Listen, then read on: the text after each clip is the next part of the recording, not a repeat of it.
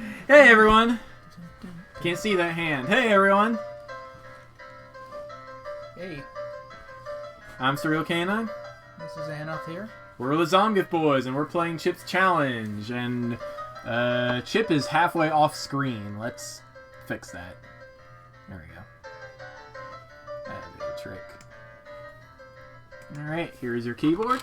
Alright, it's time. Chip is halfway through the world's hardest puzzle. If he succeeds, maybe the kids will stop calling him computer breath. The stench of computing. Corridor! This is mostly a Sokoban level.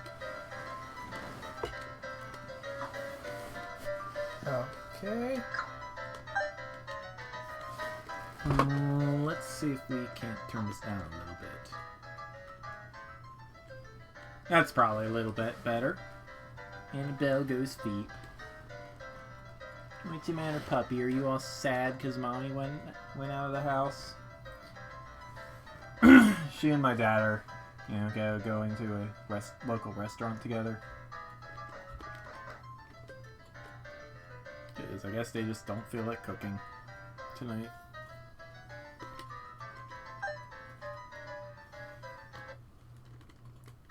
I mean, I didn't really feel like cooking tonight either. I've been feeling that way for a while now. Unfortunately. What is time? Time does not mean anything anymore.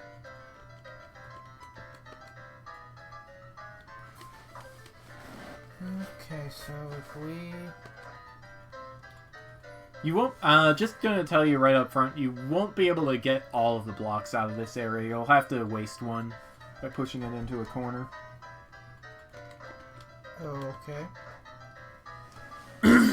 Just didn't want you to get overthinking.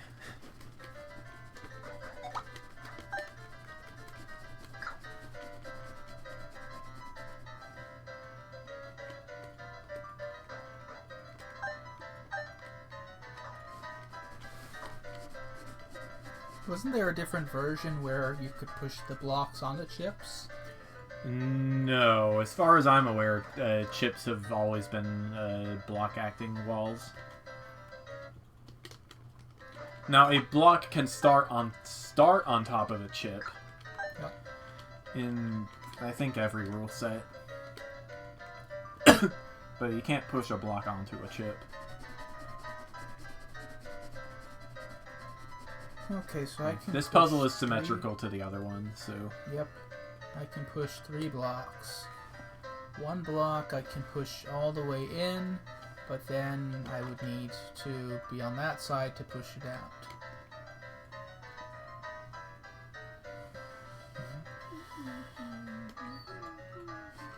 Feep. Are you telling me feep? Is puppy telling me feep? Are you telling me feep? Feepy feepy feep feepy feep. Hi, my puppy. You're so feep. You're so feep. She's so feep. I think she wants to go out. Is that it, puppy? Do you want to go out? Huh? Or do you just want attention? Which is it, puppy? I think she wants to go out. Annabelle, go.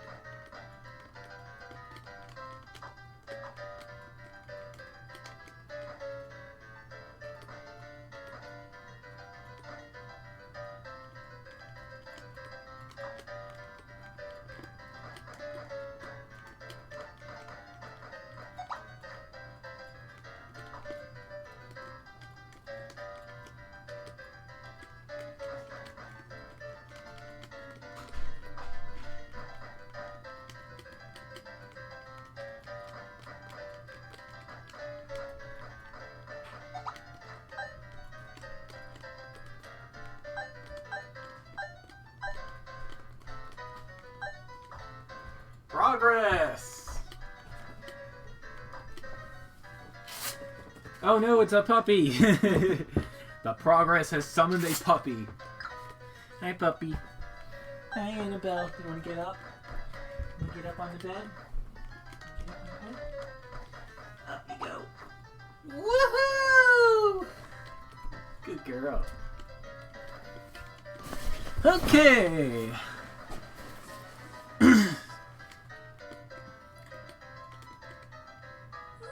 Yes, you should be able to salvage that block. No. Yes, just you have to do the other side of the room first. You have to do the other side of the level first. I have to do the... Oh, I have to The do yellow that, door so... isn't the yellow door on the other side? The yellow door, I just got the key, so... Yeah, I'm pretty sure the door we're looking for is on the right side.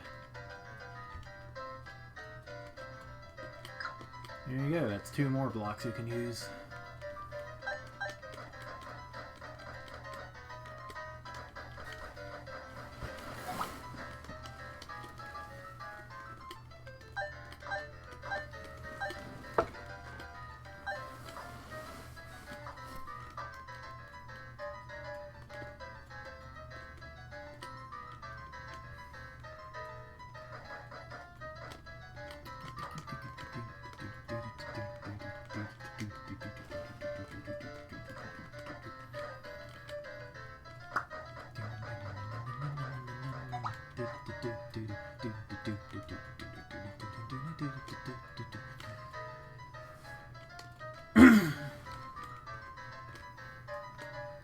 Two reds and a green.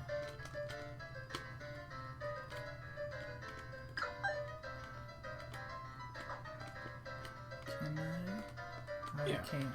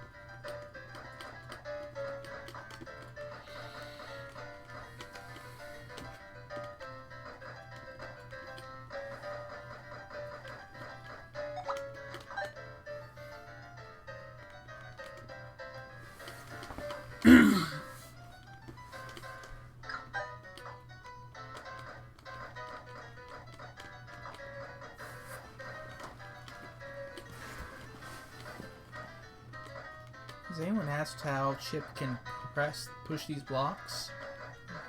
They're... In some versions of the game, he's just controlling an avatar from a computer. Oh. Because it seems challenging. Yeah. Yeah, you wouldn't think a nerd like him could push something so big, but, you know.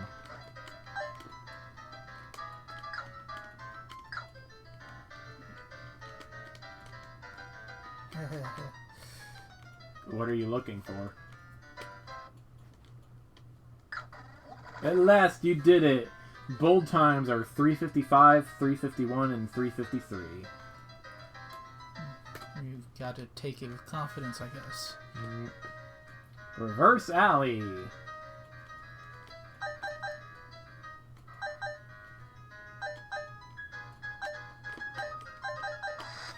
Oop. I guess it speeds up. It doesn't. It's just the same pattern.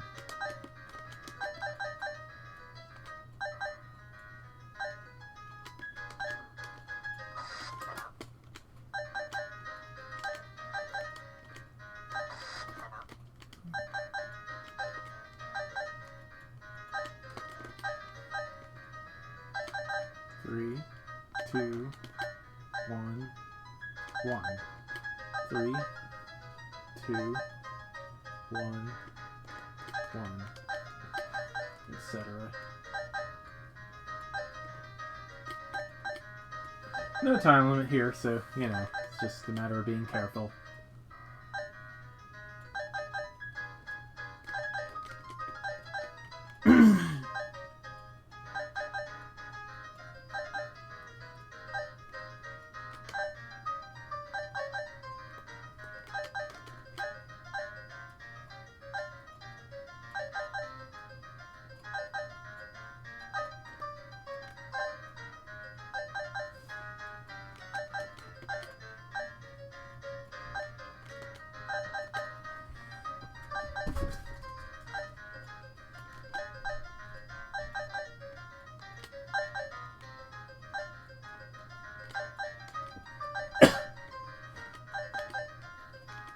Apparently, Football Manager 2020 is free on the Epic Store. It's free. I don't actually get a whole lot from the Epic Store. It's just, you know, I installed it for a couple of games and the alerts are everywhere.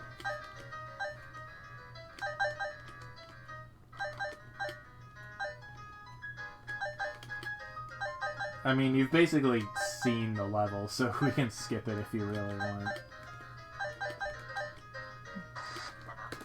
Sure, why not? Bold time is 961. Next up, this is a pretty hard level. Morton. Morton. The name is derived from the Morton Downey Jr. show. Because the talk show's logo resembles the chattering teeth. Really? Yep. Let's see if I can pull it up. Oh, speaking of which, here they are. Chattering teeth. Yep.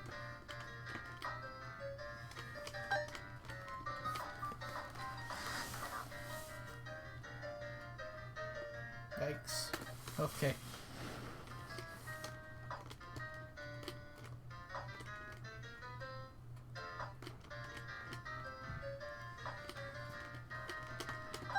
There is one place in particular where the teeth can be trapped basically forever. And because this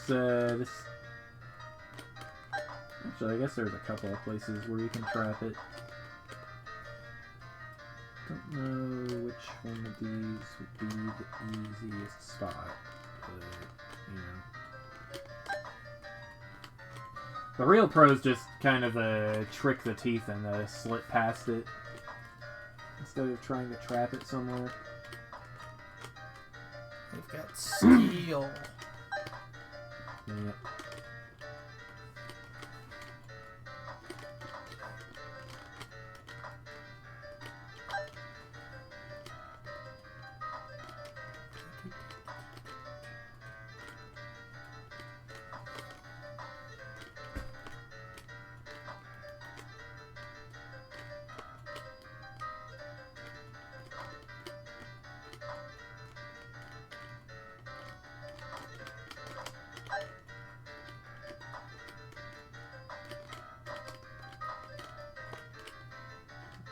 That looks like it could be a real good spot to trap him if you can...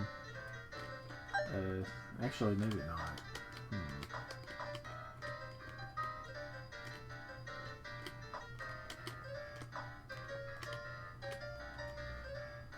Yeah, actually, good question. Well, I guess if you're careful and, I guess if you're careful you can just keep it stuck in the center.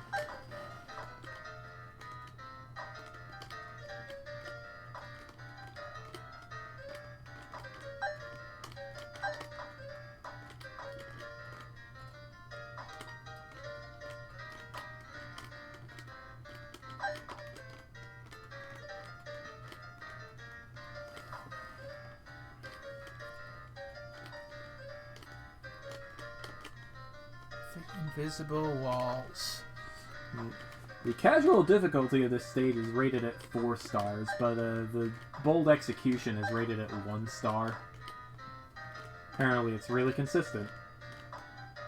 And it's not all that difficult either. So for people with skill it's really easy, but for people who without... have memorized the bold route, it's easy.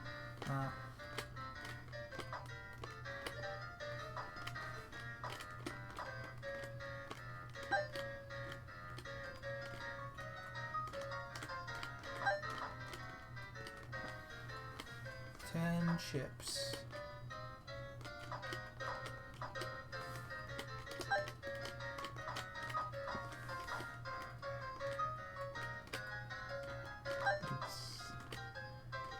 Oh yeah, actually, I see how you would trap the teeth.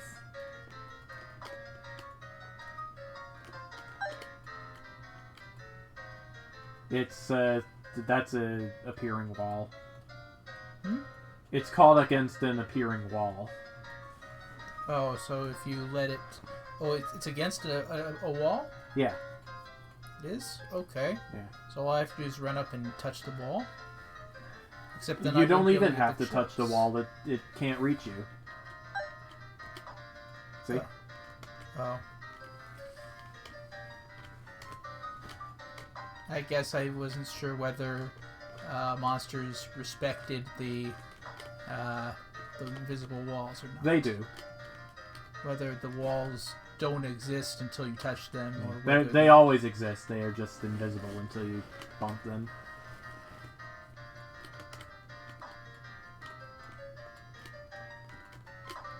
Ooh, that's gonna be a tricky one to get.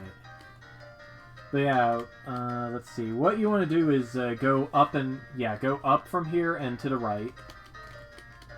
Then go as far up and left as you can. And wait here. Hopefully the teeth will find its way to you. Yes, alright. Go right and down and then it'll be stuck for the rest of the level. Well, for most of the rest of the level.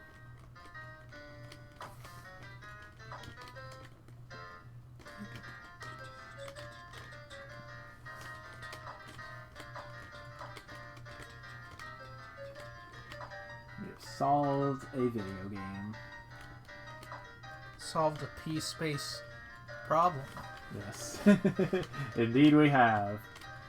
If you're trying to get into the center, you want to go down here, up, right, up, left, and down.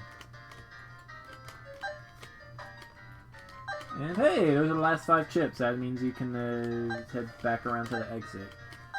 Alright, so, yeah, go down, right, up, right. Yeah, up here. Keep going left, past the teeth. Go up here. And keep going left and down until you reach the corner. Alright, now go right and you should be a... Wait, no, that's wrong. I have misled you. I am sorry. Bummer. Alright, yeah, get back to the center. We have to go back to the center again. You need to go back to the center because I'm a doofus. I thought there was a path from the bottom left to this exit. There is, but it goes all the way around. Okay, so yeah, go right from here. Go to the right wall, then down, and you should be good now. Bold times are 45, 485, 487. 45? 485. 485. Playtime! This level has some weird timing shenanigans. A little bit. Oh no. Yeah.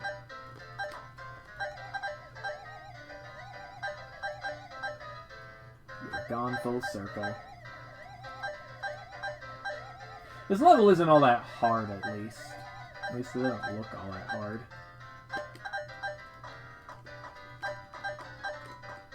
Oh, so I can't actually go anywhere until...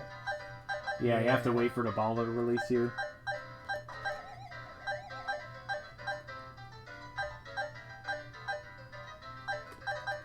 Whoa, that's a fast that was hit. that was a little close, yes. Oh boy. Oops. Remember, Ian, remember where you have been. And where you are going.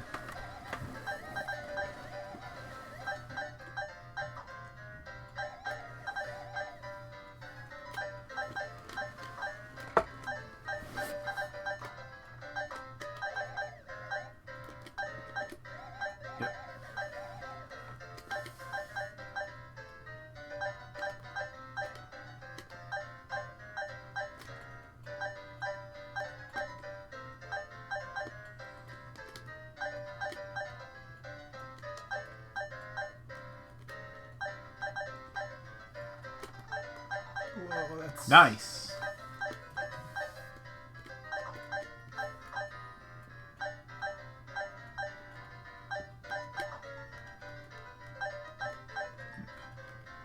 We have blocks. There's a chip on your left.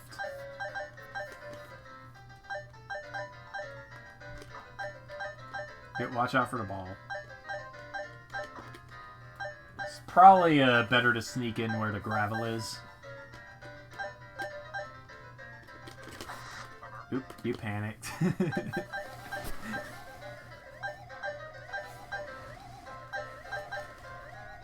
Not a lot of interest in the stream tonight. I guess everybody is actually playing Mario 3D All-Stars. Everyone's watching J-Mac. If that was the case, I would be like, dude, when did you get so popular with the ladies?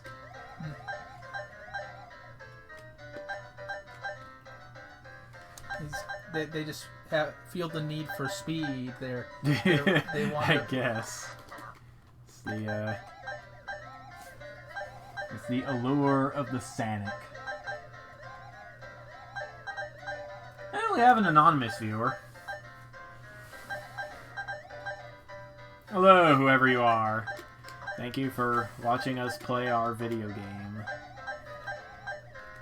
I mean, it's not our video game, but, you know. Watching us perish at a video game. That middle row seems to be... Oh, dang it. Goes up, goes left, goes up, goes right. You probably want to follow the ball to this area and then ride it that way to the chip. Yeah, if you can... Yeah, there'll never be any bugs along that specific path, so just enter here and you'll be good. No, not there. If we can enter from over there, yeah, that would be great. But we'll have to see if there's enough space for that. If you follow the ball closely enough, yes.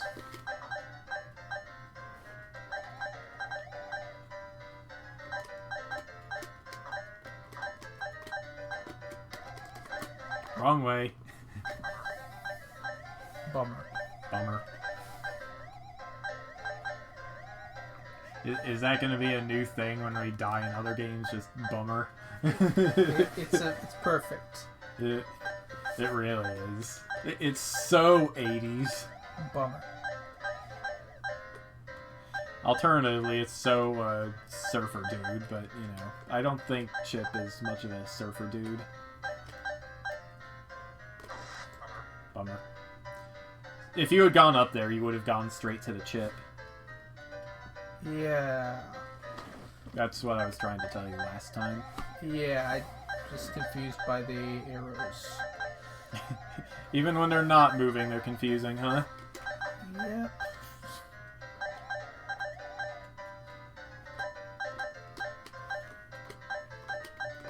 I'm not actually sure if the original Link's graphics were better or worse in that regard. Oop.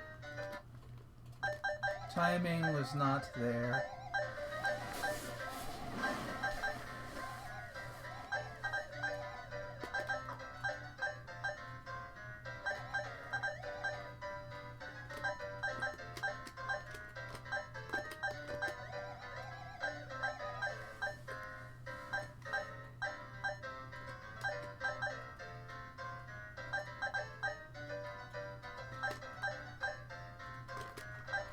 Yep, there we go. Okay.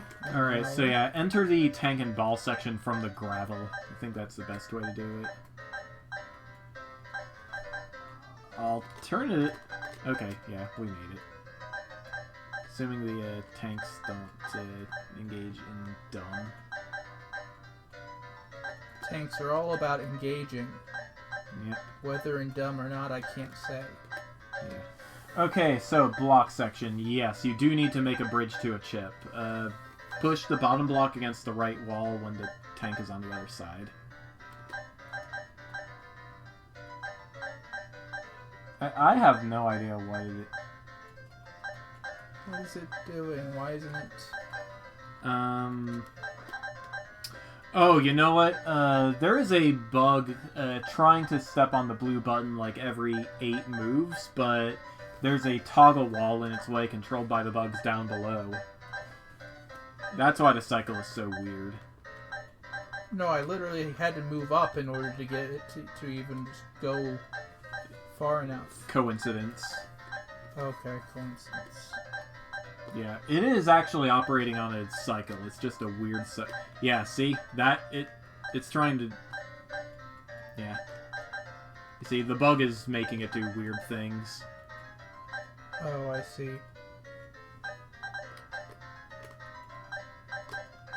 So we need to reach this chip. Yes. Can we? No, we can't. So we have to do this other one. Yeah, you have to do that one first. And we gotta wait for the tank to get out of the way.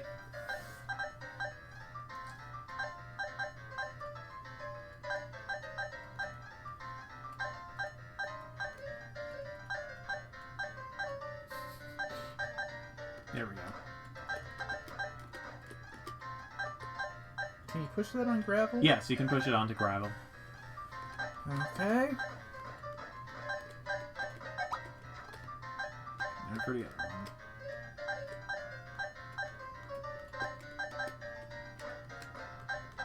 one. And now it's gonna be in the way for an annoying amount of time. Oh well.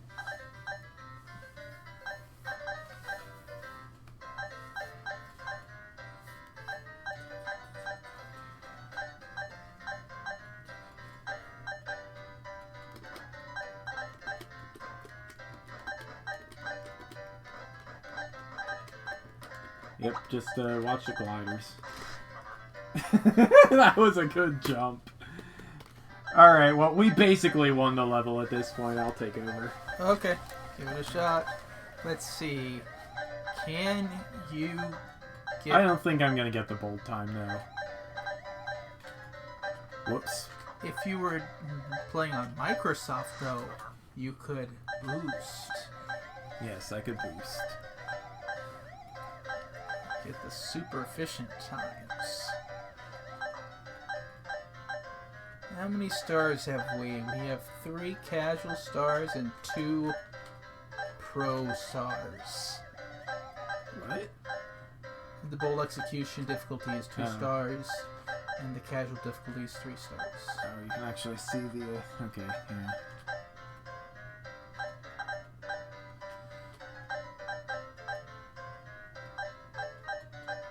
Tanks, moveth thine treads. Yeah, I'm not charging in there with both the tanks and the ball messing around in there. It's just not happening.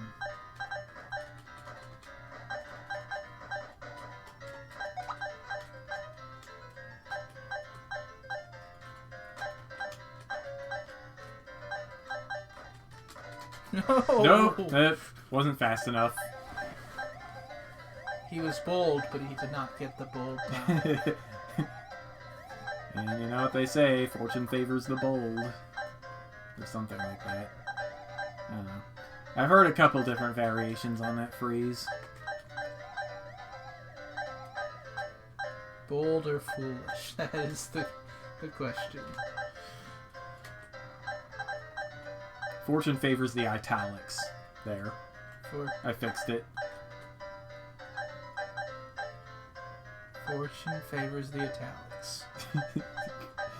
Which means we must be leaning to one side in order to succeed.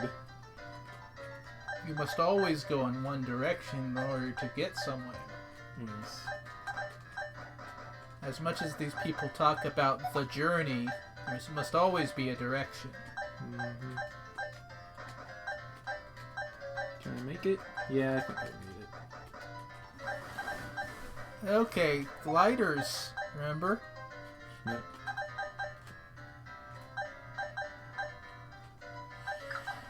At last you did it. Bold times are 3:59, 3:55, 3:56.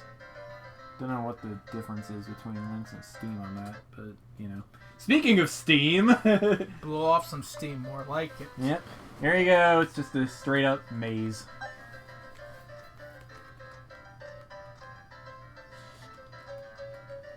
I see. So we're... Your initial destination is going to be around the lower left corner. Once you have both the fire boots and flippers, it's easy enough to get to... Yeah, I think you're stuck. Once you have both the fire boots and flippers, it's going to be trivial to avoid the thieves.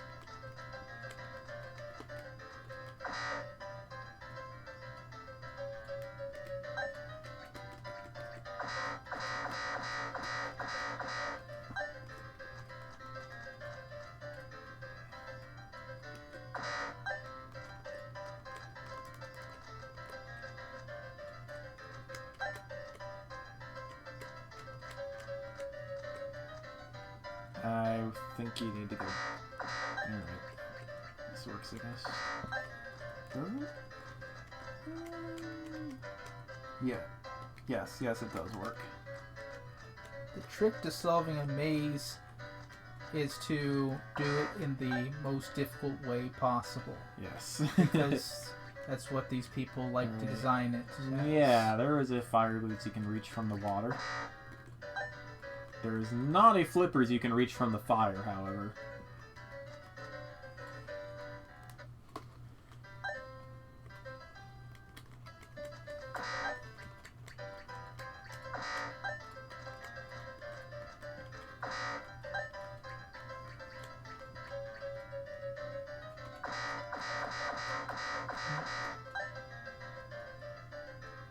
Now what?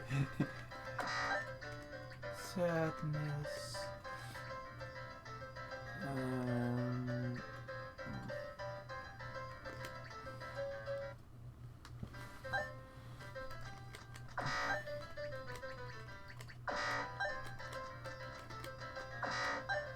1980s game design at its finest. Just straight up trial and error.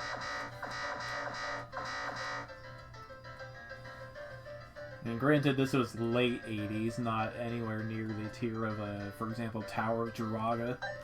You know. Oh, was that 80s? 1984, I think.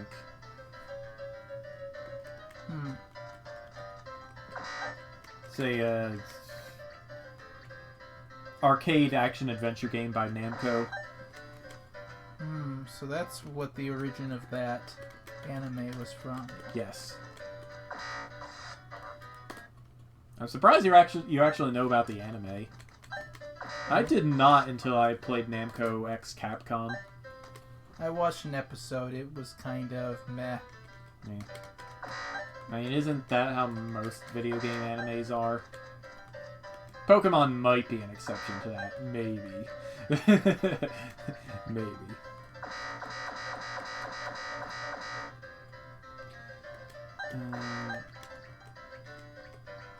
Not sure that is the way to where you want to go. I'm not doing it hard enough. That's the only explanation. I have to go to the right corner.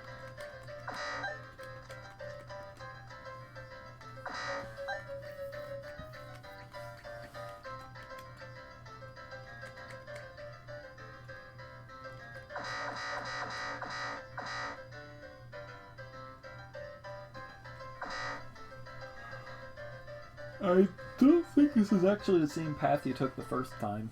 It can't be. What did I do? That's the problem. Oops. Just walk right into the fire. Alright, so yeah. No, that's too No, direct. there's no way forward. Yeah. I think you wanted to go up. Yeah. Yeah, go up here. Take the right path to that line of 3 thieves. Follow them to fire boots. Then go up and around. Yeah, this is what we did.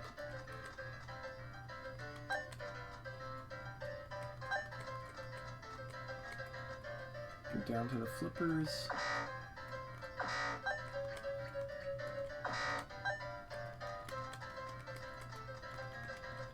Go down here.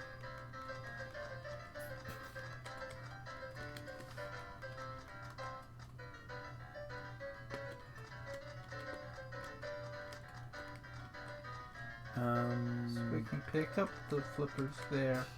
Yep, or there. Or here. Yeah, go right. You can get to these fire boots without stepping on any thieves. Without stepping on any thieves. Now you're stuck. Oh, this is what we did that one time. Yes. So your point is that... My point is, once you get these flippers, you can go like this. Go around and hit that boot. Yeah. I like being able to use the mouse in situations like this. It's not a privilege that console games usually allow you. Unless you're playing a Nintendo Switch Online. And you can use the right stick to move a cursor around. It's nice.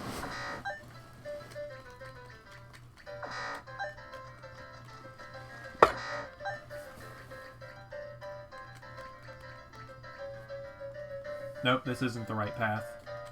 Right, we took the right.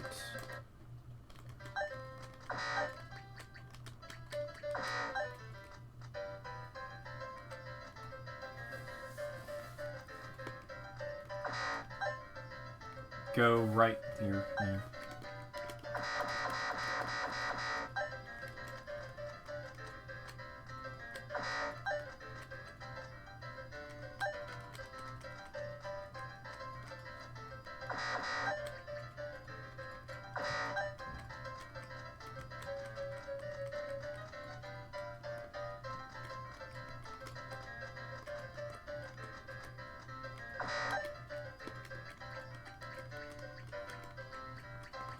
Okay, now you can get to the exit. Okay, we are good. Booyah! Bold time is 479 in all versions of the game. We've completed 20 levels while still wearing boots. How is that an achievement? Alright. That's something, I guess. It was achieved. Fourplex. This is a fun level.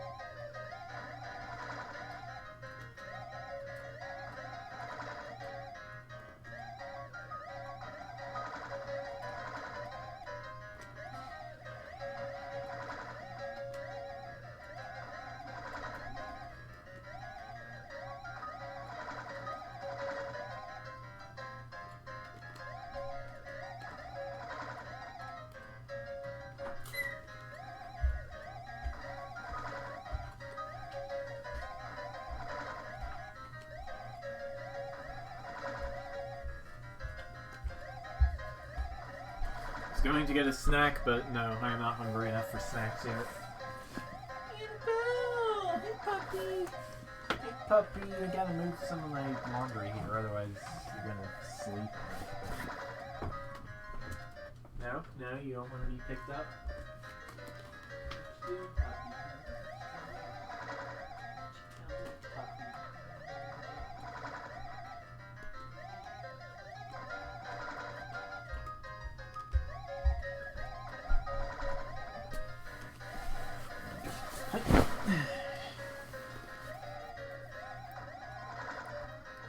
Hello.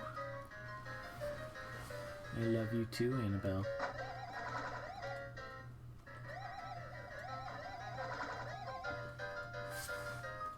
We have a commenting person. Hey there, Moosh. How's it going? Yeah, Moosh is from the Zelda Classic forums. Hey, puppy. Puppy.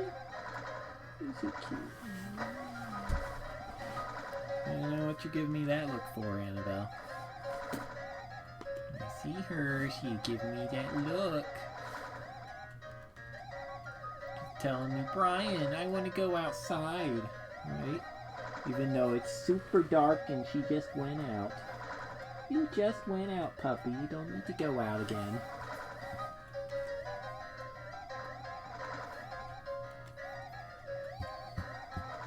Feeping at me isn't going to change anything, puppy. That's my question, Mosh. This is fourplex. It's a level. You might want to reset. Oh, trivia. In a CC Zone event held in 2015, this was voted by the community as the best level in Chips Challenge 1. That's not encouraging. Yeah. I think you're missing something important here. All right, get back up to that pop-up wall and go right through the blue walls.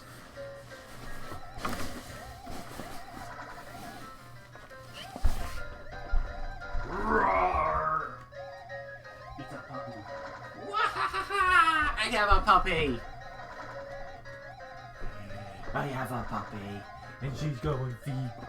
Feed, feed, feed, feed, feed, feed. Yeah, go right. I said right. I see. I see. Now it'll take us another 5 minutes to find that again. You're such a feet. You're such a feet. You're such a feet. Feepy, feepy, feep. Yeah, go through the blue wall is a fake. The blue wall is a fake? Yes. Well, now you're stuck again. The best level, they said. Okay, sure.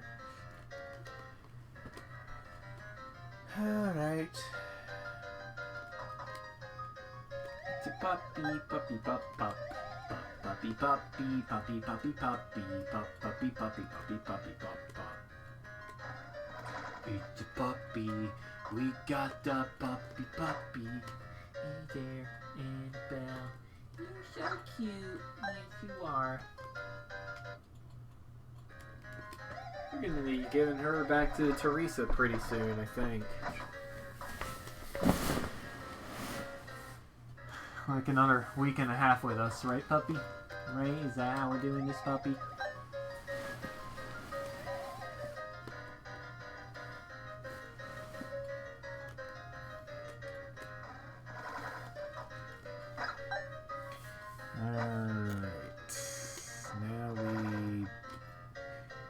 Now we need to get that key, the yellow key.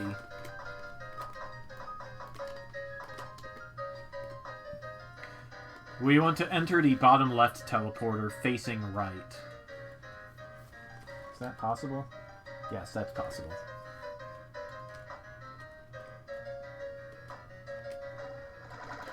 Oh, well, it might not be possible now.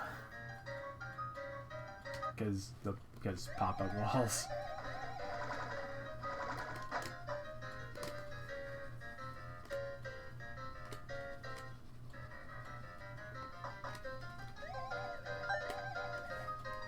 I do like this level a lot. It's just a little tricky to figure out at times. Alright, go down here. Enter the teleport here facing right. Okay, no, I was wrong. Left, right, wrong. You want to enter the top teleporter going right.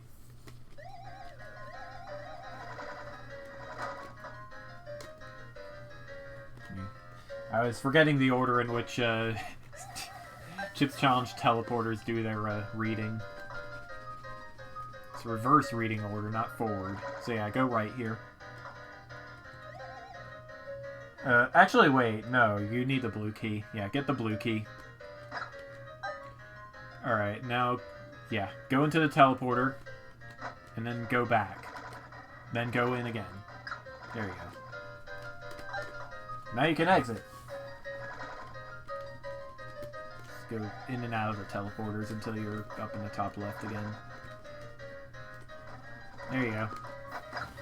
Alright, on to Plex number 2, I get. Or, you know, bummer.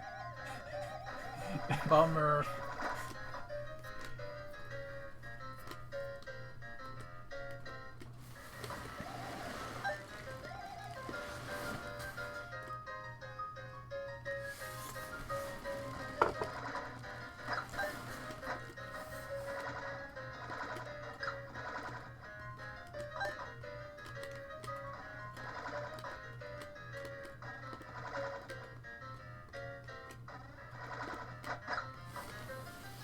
That was only a quarter of the level, yes.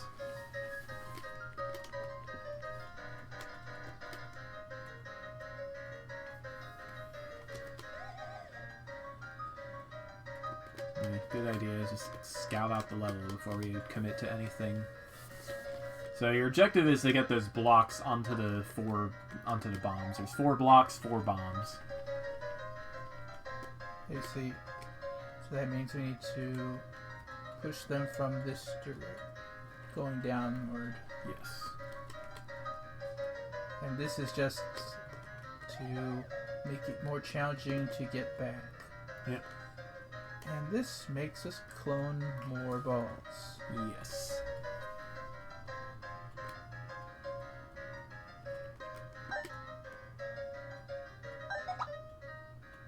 Oh, great. It's a chain reaction. Everybody likes chain reactions. Oop. Best possible plan.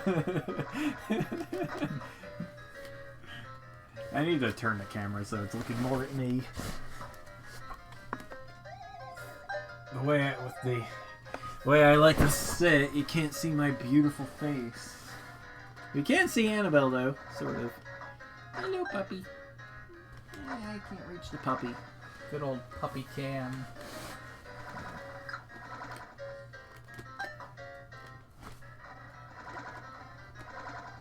I wonder how many streams in a row I've been wearing my Homestuck shirt. I'm not sure, actually. I feel like I have this on all the time.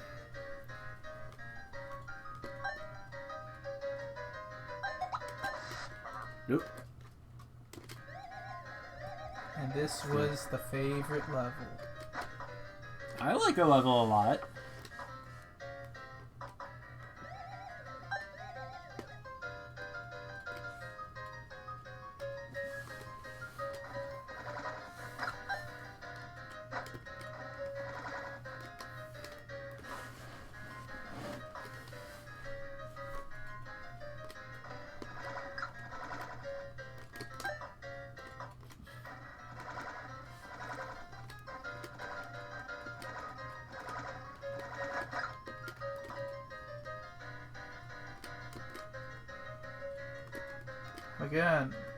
Again.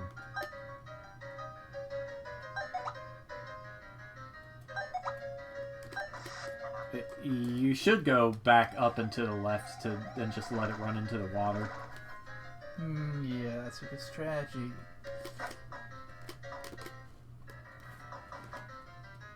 Like, I didn't want to say anything until I was absolutely sure that's not what you were trying to do.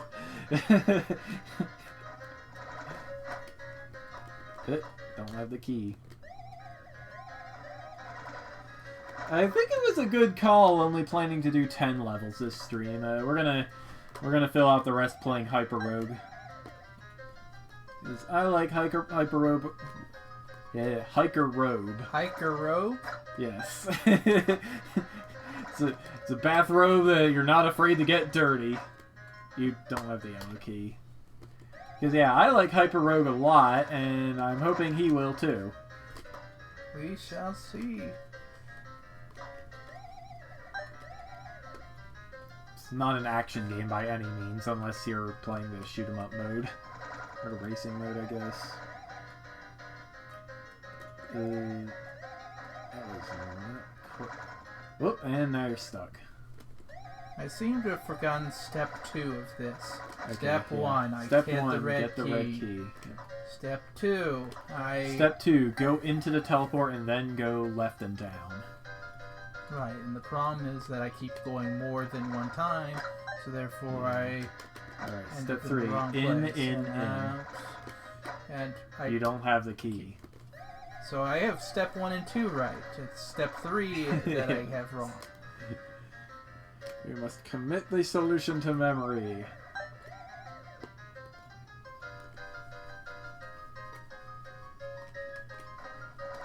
Step 2. Get the blue key. In. Get the yellow key. And then go zip, zoop, zop. And now you exit.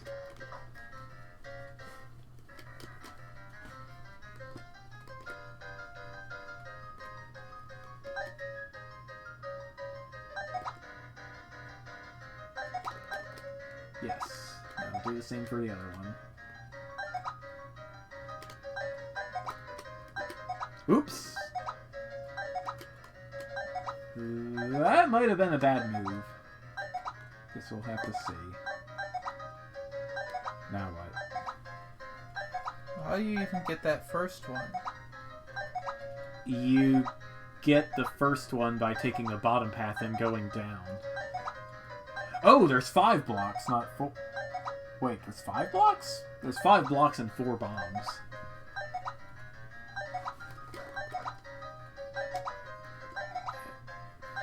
Well, now you're trapped either way.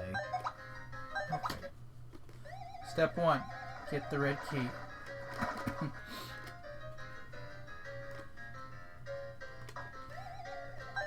Step 2. Get Go the blue key. Yeah. Get the blue key. Go in 3 times. Yes. Get the yellow key, go in 3 more times.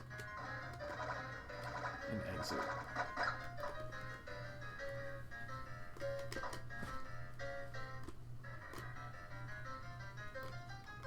Get the chip, hide. Get the other chip, hide. Oops. Step 1. Timing was a little off there.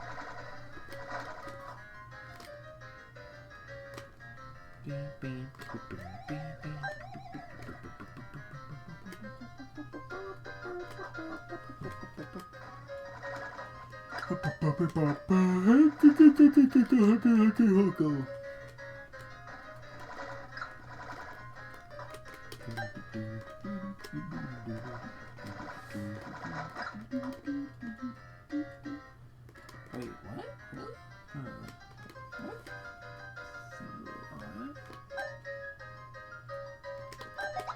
Oop! Alright, I'll get you to the thing. So you can focus on the...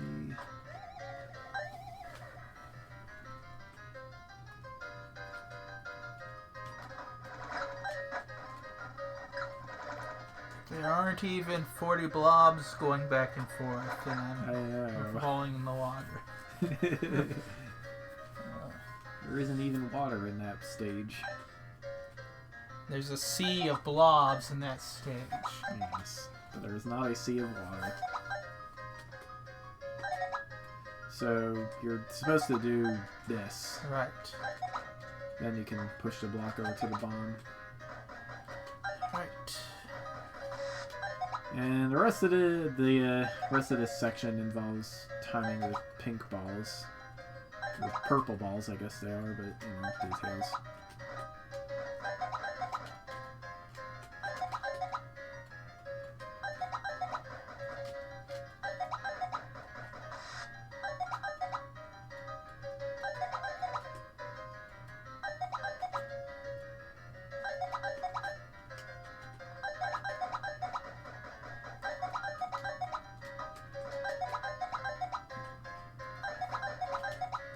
Now we have to listen to this for the rest of the level.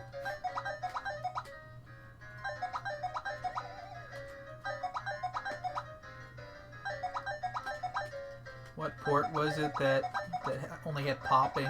Microsoft.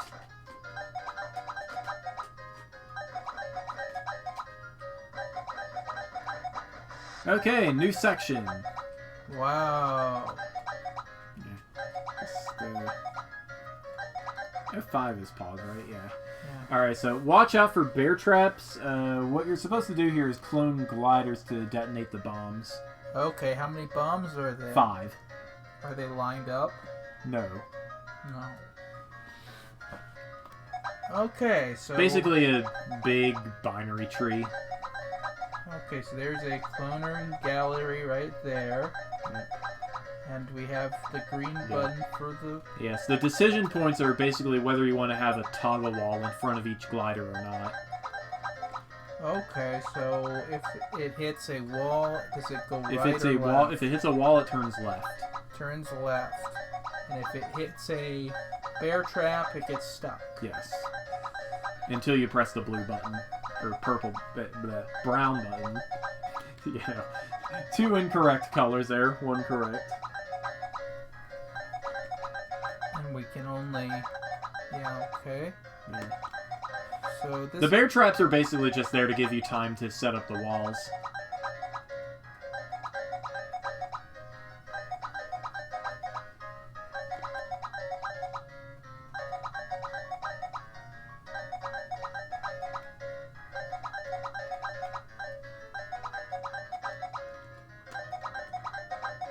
Yeah, you're overthinking this. The gliders can only go to 5 different places here. And this one I get, because then it goes and it... Yeah. Yeah, that one I get. So now we need to... Toggle wall on. Toggle wall on to catch... Yes. To turn this one. Yes. And then off. Yeah, and then off. Okay. Okay. So now you can leave the first wall on, or off. Right, because we want to do that. Yep. Yep, let it through. Turn it off, let it... Yeah, toggle the walls. Yeah, toggle the walls. The wall will push it that way. Yes. And then we want to use the next wall to push it down. Yes. And it'll use the thin wall to go there. Yeah. Okay. So we want to toggle the walls.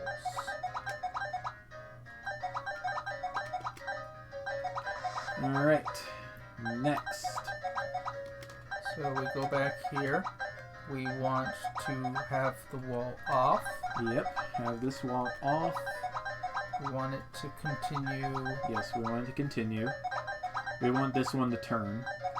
So we need the wall on. And now you're in a bear trap. Alright, I'll take care of this level, I guess.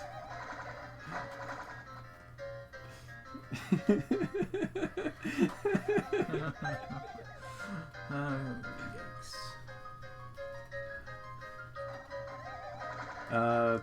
That wasn't right. F1. Function 1 key. I'm too busy laughing to play the game. Doesn't happen to me very often, but when it does, you guys will know it.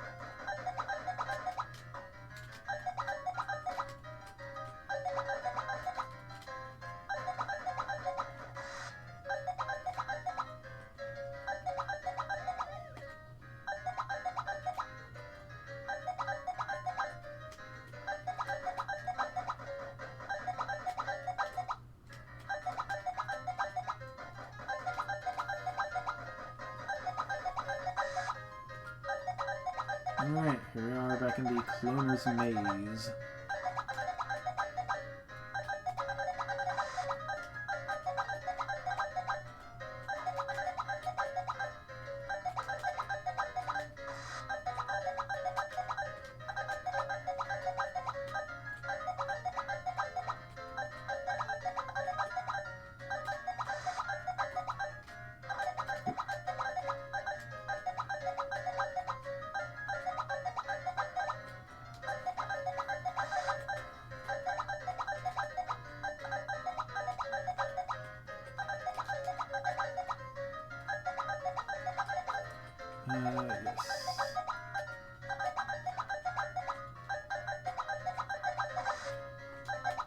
And the rest of this is just pop-up wall maze. But that was only 2 portions. No, that was the third portion. Oh, the purple balls was the Purple balls was the second, yeah.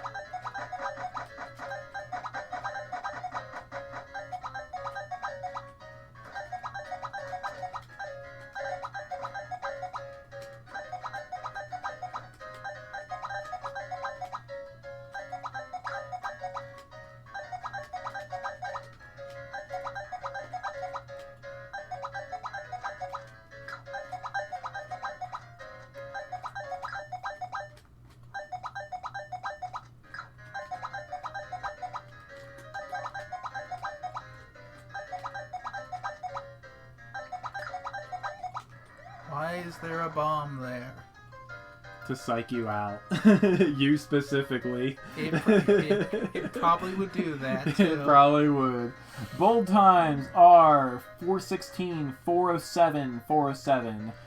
Although the Link's public time is 394. For some reason. Invincible Champion. Not me. This is a weird level. Oh boy, cloning stuffs. Yep. And lots of ants. So yeah, explore the level for a bit. This is sort of a puzzle. So there are a bunch of ants. And there are some chips. They want to redirect the ants somehow. Yeah.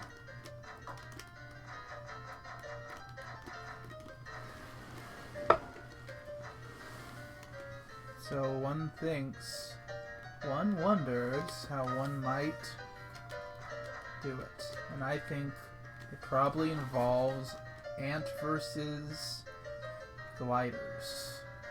It seems like a logical step of logic. Ants turn left. Gliders turn left when they hit a wall. Ants follow the wall on their left. In other words, they try to turn left whenever they can.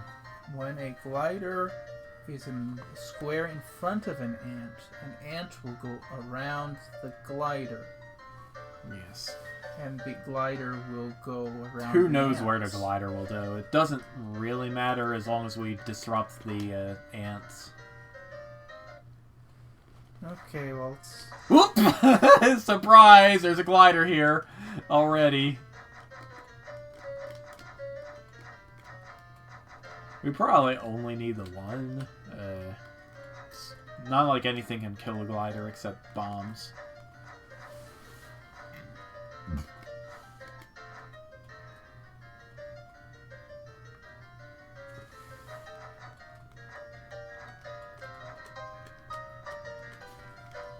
It's just, if it gets stuck going around the outside of the level, it's going to be hard to reach, which is why we have a clone machine here. Where did it go? Well, whatever, we can clone some more. Oop! There was dirt in the way.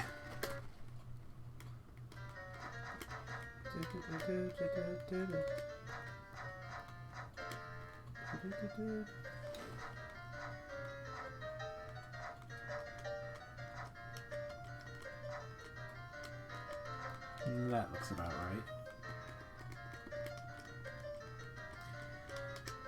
Okay. Yep. Once you fire, you're probably going to want to hide somewhere safe because the bugs are about to go crazy.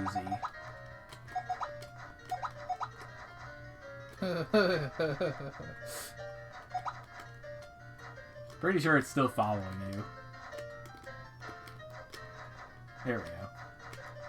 Right at the exit? I think that was a poor choice. It's fine. It's just one bug. It's just one bug, he says.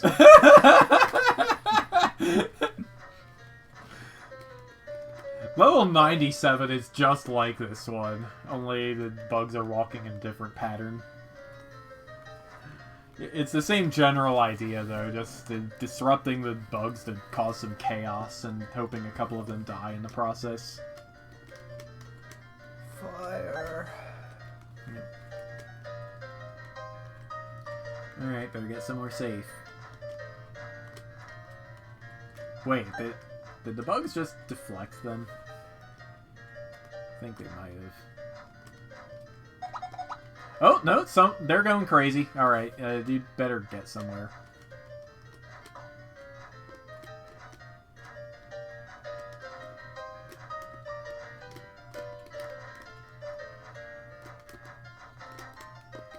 That kind of works.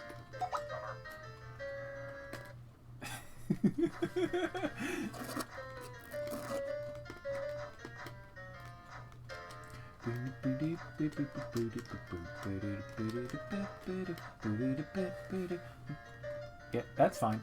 You're fine.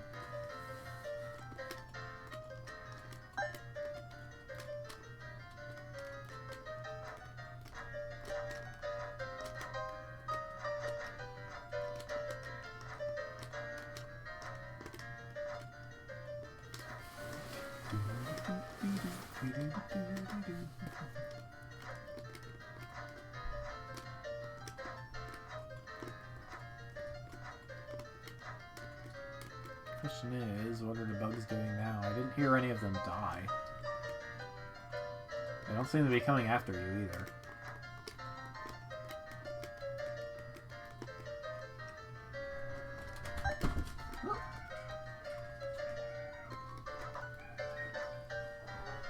That is my mom. I thought that was quite the strangest bark you'd ever heard.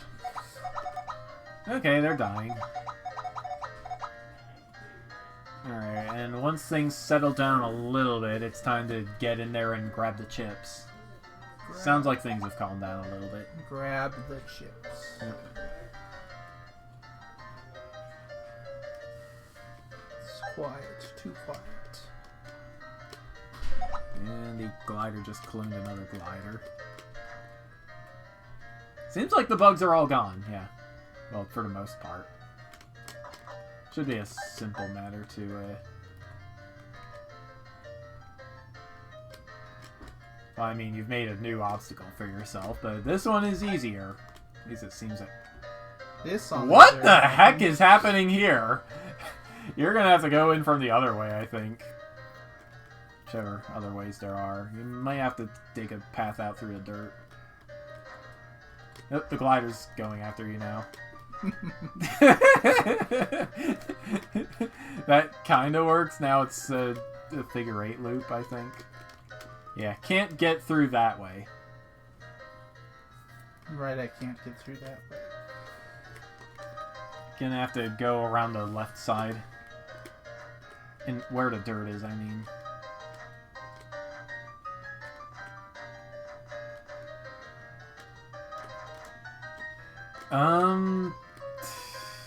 Okay, no, yeah, you can get in. Alright. Victory, as long as you get to the exit without running into another glider. Victory! Bold time is 481, 479, 479. So I guess the glider was my invincible champion. Yep. Fourth square. 4 squared? Is that some kind of physics formula? I don't know. Doesn't sound like any formula that I've heard of. Right. I mean, it is a square made of fourth floors. There's no way back in. You're gonna have to get the blue walls and get a way out. Then find a teleporter. You know you can, yeah, you can just hold the button to slap the walls. I was holding it, it wasn't slapping though. That's weird. Well, we found the exit just now. Alright, go down.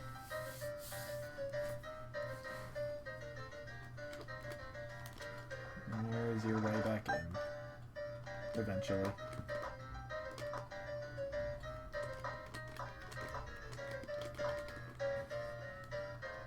teleporter has a way back in. And there we go. We're back where we started. I believe there actually is a path that lets you get all of these chips without having to leave the square. I wouldn't know what it is, though. I'm sure it makes that bold time look real nice. Yeah. Yeah, the Microsoft bold time is 480. Of course, there they can just boost over. You can't boost over, no. No? But you can't... Because the force flows are all separated by a tile. Oh. Okay.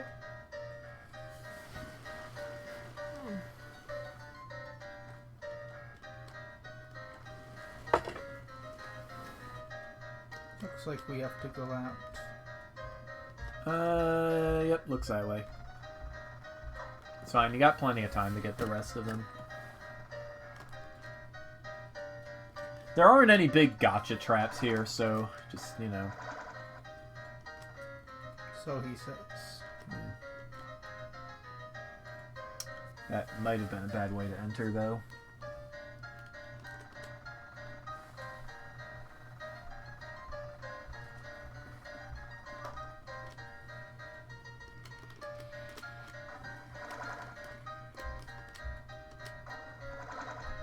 That was also a bad way to enter.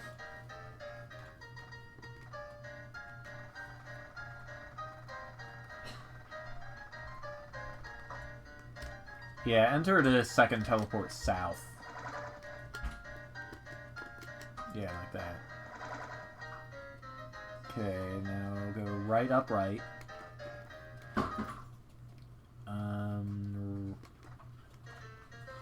Yeah, down, left. Down, left. Left, left, left. Up, up, right.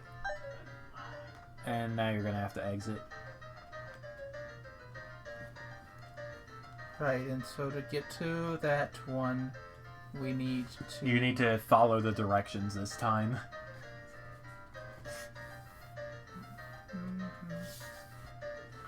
Ah, so if we exit this way...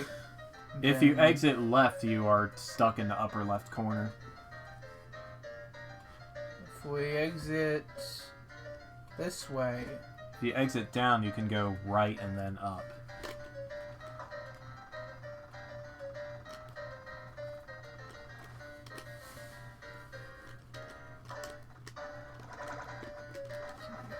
Whoop! Well, now you're somewhere entirely new. Alright, yeah. Okay, go right, up. Right.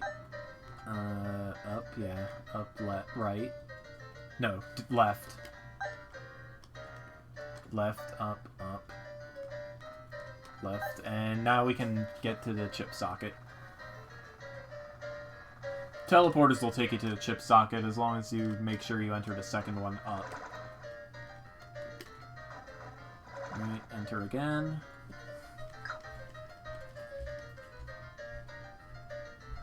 You are missing a key.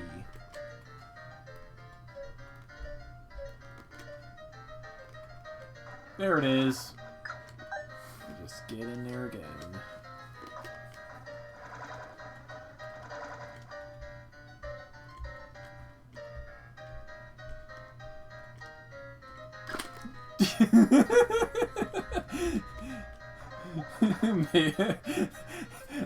I am amazed how often this game makes you jump. I was not expecting that, Dan.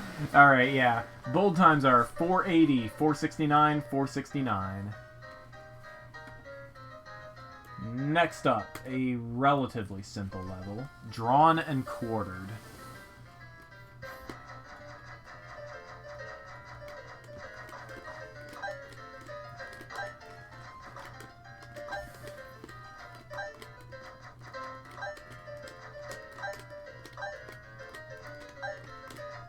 I have this uncomfortable feeling that the dirt matters. Yes, it does.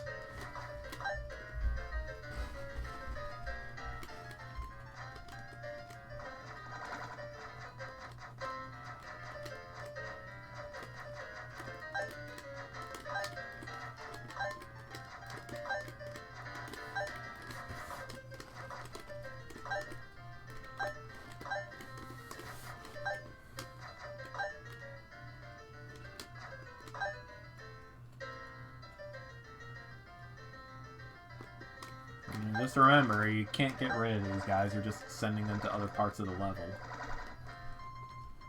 Great.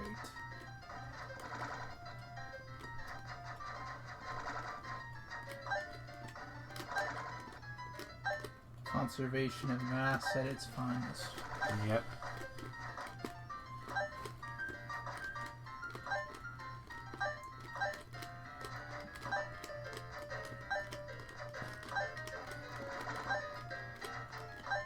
I mean, at least you can hear when a monster is trying to teleport.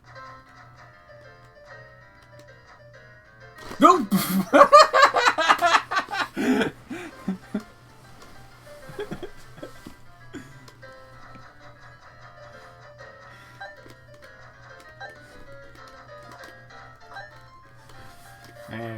If I was the one playing, you would be hearing a hearty helping of Toad. Whenever I get back attacked like that. It all would be bummered. Yes.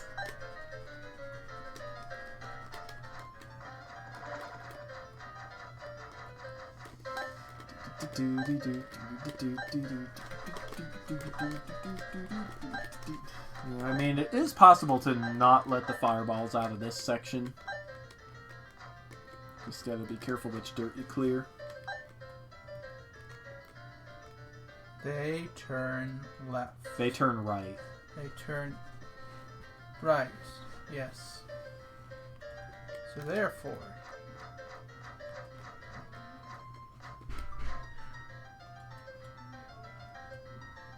yes, that is a strategy.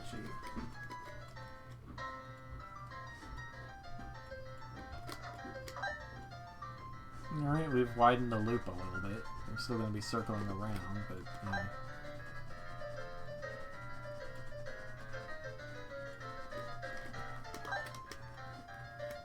Alright, I would recommend entering the teleporter north here, just so you don't get surprised.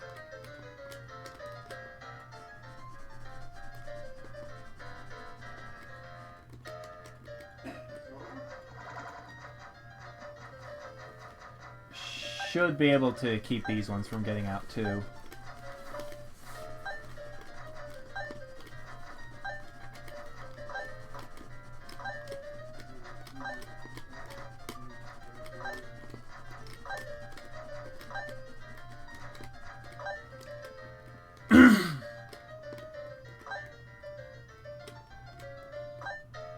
Alright, enter the teleporter south.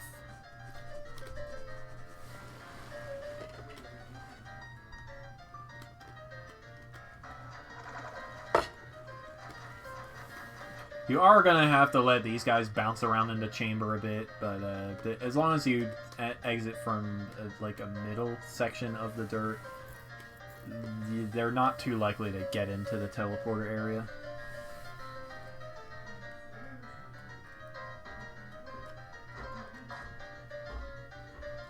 I see no value to being here. There are no Go chips. left. Go left. I see. Oh, that... Now this is just plain awkward. Nope. Yep, one of them got into the teleporter.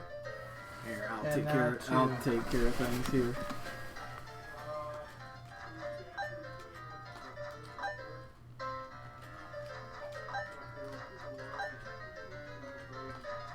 I get the sense that they will catch up with us. Not those two, but the ones in the portal. We're almost done with the level anyway. All the more reason for them to show up at the dramatic moment.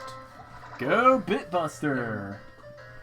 Gold times are 220, 218, 218. The extra gain in Microsoft is, of course, due to being able to boost out the teleporters. Vanishing Act! This is an annoying level.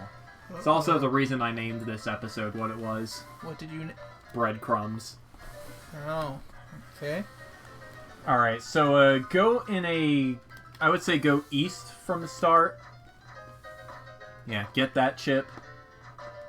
And then Yeah, get that chip, and then proceed in a counterclockwise loop around the outside of the level.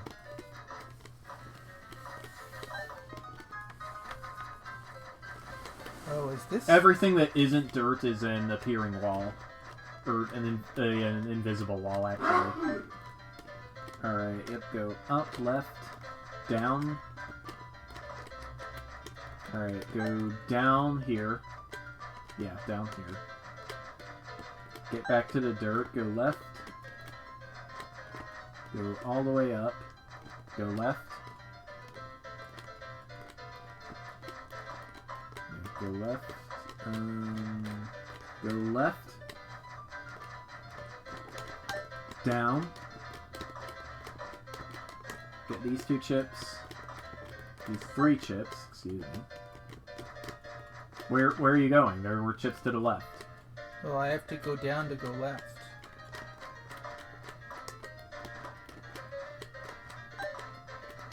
Alright, now go back down. And to the left. No, left, left, left. Keep going left. Actually, wait, you can't get there, yeah. Okay, go right. You must go right to go left. Yeah. You got to break in to break out. Go up. Chip. 2 chips. Alright, hug the left wall.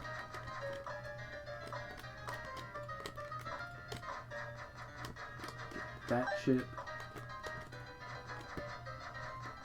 Get that one. Go a little bit right. Yeah, go right from here. Keep going right. Get that chip. Alright, turn around. Go down.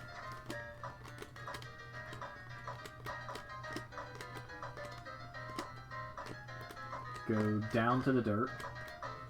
Down to the dirt. Go right from here. Get these 2 chips. And then go up here. Down. All the way to the right. There's the last chip. Now get back to the exit. That was a, you know, a slightly annoying maze. You say that, but actually not that bad, that one. Yeah. Bold time is 7:33, 7:32, 7:32. And that is the end of the Chip's Challenge portion of this stream. Because, yeah. Chip used to spend his time programming computer games and making models, but that was just practice for this brain buster. Just going to show you why I hate this level. This is writer's block. I guess you're just The chips are all along the outside. It's basically an extremely long Sokoban. There's no time limit at least, but make one mistake and you'll run out of blocks. Extended Sokoban. Yep. Yeah. The blocks spell out the word think. Because, you know. It's what you need to do when you have writer's block.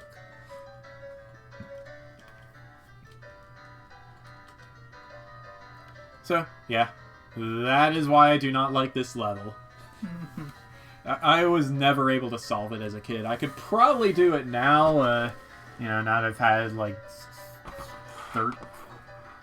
14 years of experience with Zelda Classic block puzzles. But, you know. Doesn't make it any less pleasant. And with that being said, I think it is time to switch gears and play some HyperRogue. HyperRogue. HyperRogue! As soon as I open up the HyperRogue. Oh, hey, it's got an update. Go figure. We are the best Row Cow. Games update while we let's play them.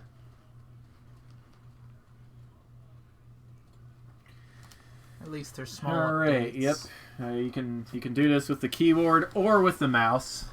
Up to you. Oh, okay. If you're going to be playing with the mouse, though, you do a lot of clicking.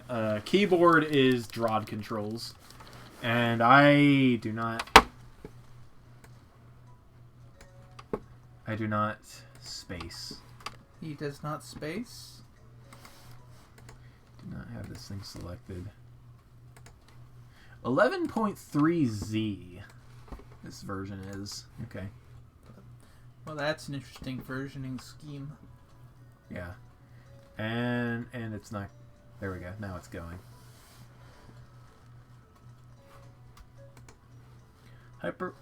Alright, we can start with either classic or the guided tour. Whichever floats your fancy. I'm mixing my metaphors, but you know. Or strategy mode adds another layer of complexity to the game. I need a starter, I think. Okay, let's play the guided tour. Unfortunate webcam positioning. I can fix that. Oh, what's going on there? Look over here. It's blocking some of the... Excuse me! It's not what I wanted to move. It's not the image you want to move. There we go. That works for now, I think. This tour is mostly aimed to show what is special about the geometry used by HyperRogue. It's also very likely to crash. Oh, that's it also shows the basics of gameplay and how it is affected by geometry. You decide when you want to stop playing with the current slide and go to the next one by pressing Enter. And also press Escape to see a menu with other options. And, yeah, we actually need to select the HyperRogue window. There we go. That's kind of important. Game starts in Icy Lands. Collect the ice diamonds. Press F1 if you don't know how to move or the end goal. After you collect many of them, monsters will start to pose a challenge. As is typical in roguelikes and other games, it's on tactical skill rather than story. If you lose, you have to start a new one from the start. However, in this tutorial, you can simply press 4 to teleport away from a bad situation. In general, the tutorial is rigged to show you what it wants. For example, in this slide, you can press 5 to get lots of ice diamonds quickly. So yeah, experiment a little bit. You can click an adjacent tile to go to it, or click yourself to wait a turn. You can also use the 8 buttons surrounding S or the number pad to move, just like Drod. Okay. Alright, so I guess I'll stick with keyboard for now.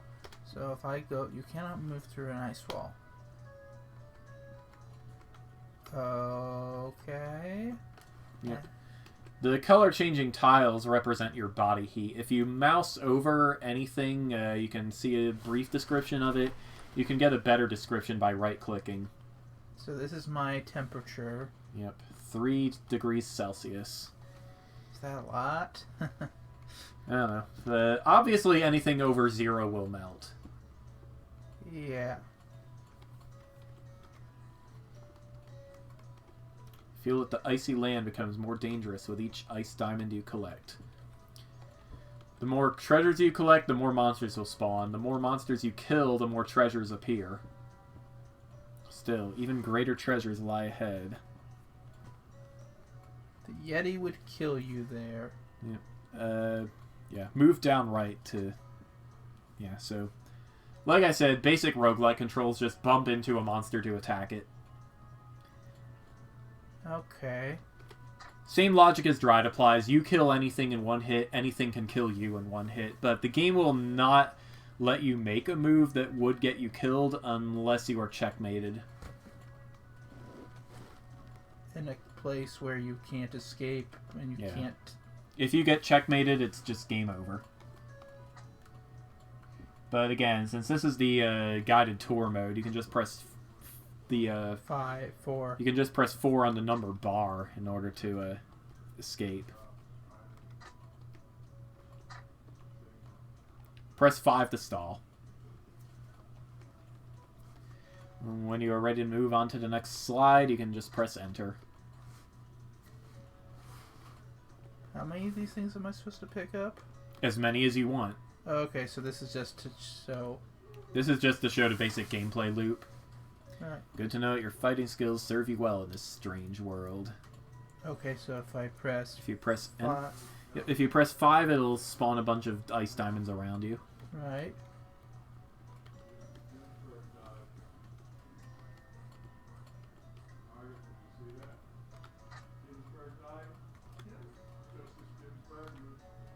Ruth Bader Ginsburg died. Huh. Really?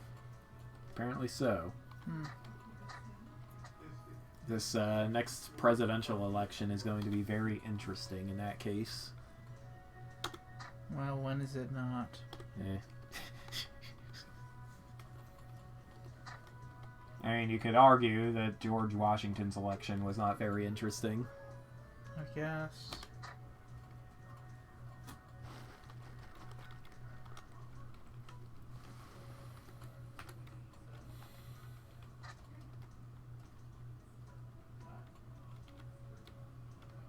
You're surrounded by 2 Yetis, but you were able to use the walls to your advantage. Of course, the entire reason the walls melt in the first place is to keep you from having a place where you can camp and just kill all the enemies methodically. The game is designed in general to keep you moving. That is an orb. It gives you a 1-use magic spell. In this case, it attacks everything up to 2 tiles away from you. Good for getting out of a bad situation, but again, you can only use it once. Isn't there something relevant in my temperature? I am 16 degrees C. That is a bonfire. It heats up the surrounding tiles. Good for luring away ice wolves, because they track you by your body heat. Makes you less hollow, too.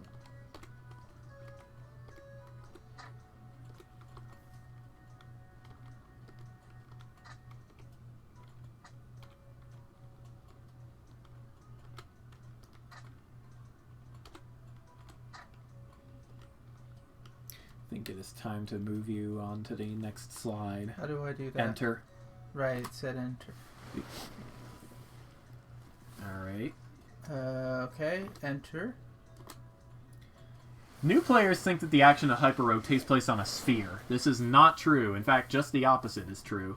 A sphere can be tiled with hexagons and pentagons, classic soccer ball. Pentagons cause the world to close. The world of HyperRogue is tiled with hexagons and heptagons.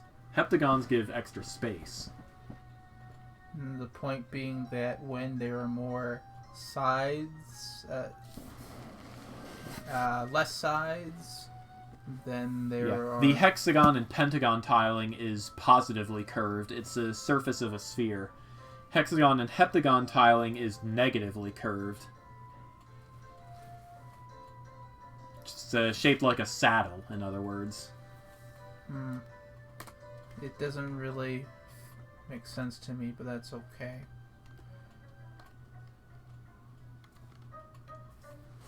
As you can see, you're surrounded by 2 enemies here, but if you move straight up off of a... If you move to... Let's see. If you move to this tile, it forces them to line up because they're both trying to follow you. And they take shortest path, right? They take the shortest path to you. I see. Okay. Then you press enter to go to the next slide. Turn to your game. The next slide will show the rendering of the surface HyperRogue actually takes place on. Use the arrow keys to rotate the model. Press page up and page down to zoom. So they're saying that all this that we've seen before is not the actual surface. It's not the actual surface. It's the Poincaré projection. Okay. Yeah. Whoa. What am I seeing here? You are seeing the actual surface the game is played on. It's like a piece of coral, kind of. And I can turn it by doing this? Yep, you can turn it. Yep. You can zoom in with page up and page down. Page up. Page down. Yikes.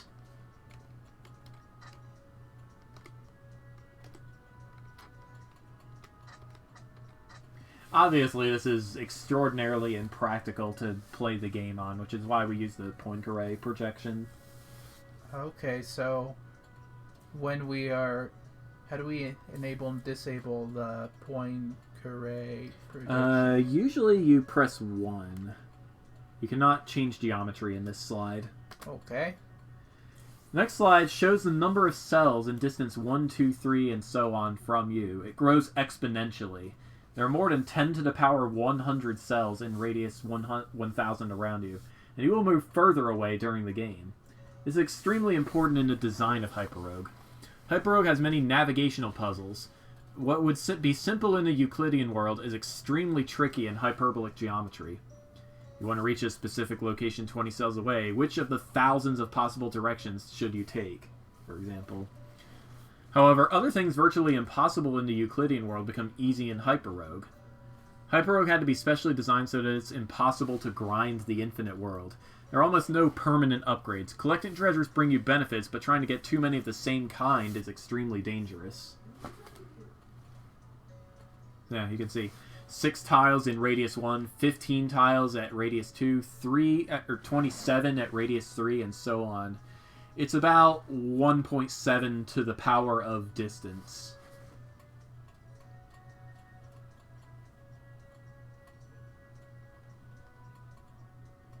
Why is this getting thrown in there? Why is there a... Don't know. I don't know. If I think of this as function of d plus 4 equals function d plus 3, d plus 2, d plus 1 minus function of d, yeah, that's fine. But then what is this doing here? I think that means if d is greater than 4. That's the formula that's used. If d is greater than 4. If and only if d is greater than 4, does this function apply? Yes. Something like that, anyway. Oh, because if d is 4 or less, then you can... Actually, I'm not sure what this formula is trying to say. Oh, well, next The tactics of fighting simple monsters, such as the Yetis from the Icy Lands, might appear shallow, but hyperbolic geometry is essential even there. In the next slide, you're attacked by 2 monsters at once. You can make them line up simply by running away in a straight line. Press 2 to try the same thing in the Euclidean world. It's impossible. Oh. So yeah, if you move away from both of them, then you can force them to line up in a hyperbolic world. But in a Euclidean In the Euclidean world, if you try that, they both follow you. It's impossible to get away from the 2 of them. Well, they're following your vector rather than they are following you. Well, they're both just trying to get as close to you as possible. But since they move at the same speed as you, it's impossible to get any distance from them. That's not the case in hyperbolic world, because you can make them collide with each other and line up. Okay. And then they show it in the... Hyperbolic geometry has been discovered by the 19th century mathematicians who wondered about the nature of parallelness. Take line L and a point A. Can a world exist where there is more than one line passing through A which does not cross L? The Icy Land will be very dangerous. You have lots of ice diamonds, lots of Yetis and ice wolves hunting you, but the other lands where you have no treasures yet will still be relatively safe. Wander further and you should find a crossroads quickly. The Great Walls are straight lines, and indeed they work differently than in Euclidean. On the other side of the Great Walls, you can see other lands. There are about 60 lands in HyperRogue, based on different mechanics and aspects of hyperbolic geometry. Alright, let's just walk around until we find the... Whoop. This is a spherical version of the Icy Land. Alright. Let's try and find a Great Wall.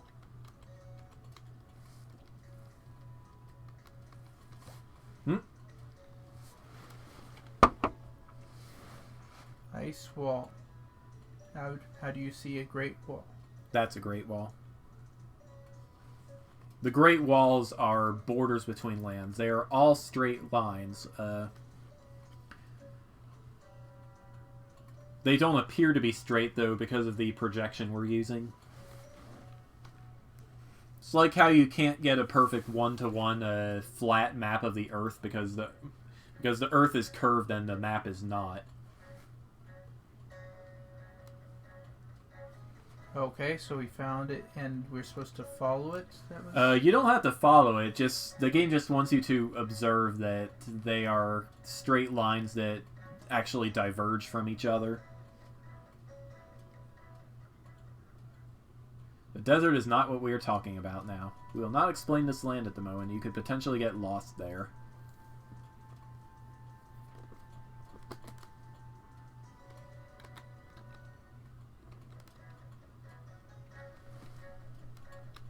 Yeah, you can see some different lands here. It's a false princess. Yep. This is the Rose Garden. It's not what they're talking about. They are talking about the crossroads. You're already in the crossroads.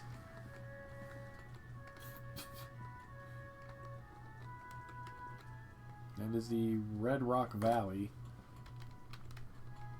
Let's advance. The Living Fjord. To learn more about straight lines, wander further and you should find the Land of Eternal Motion. Try to run in a straight line with a running dog next to you. Even though the running dog runs at the same speed as you, it will appear to go slower. This is because you are running in a straight line, and the running dog has to run in a curve called an equidistant, also known as a hypercycle.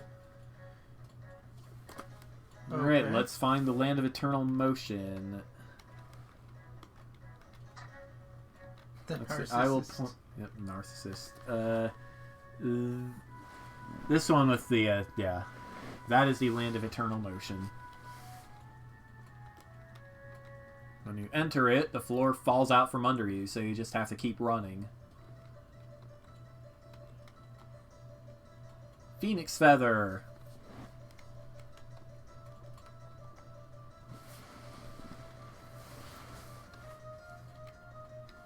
There's a running dog.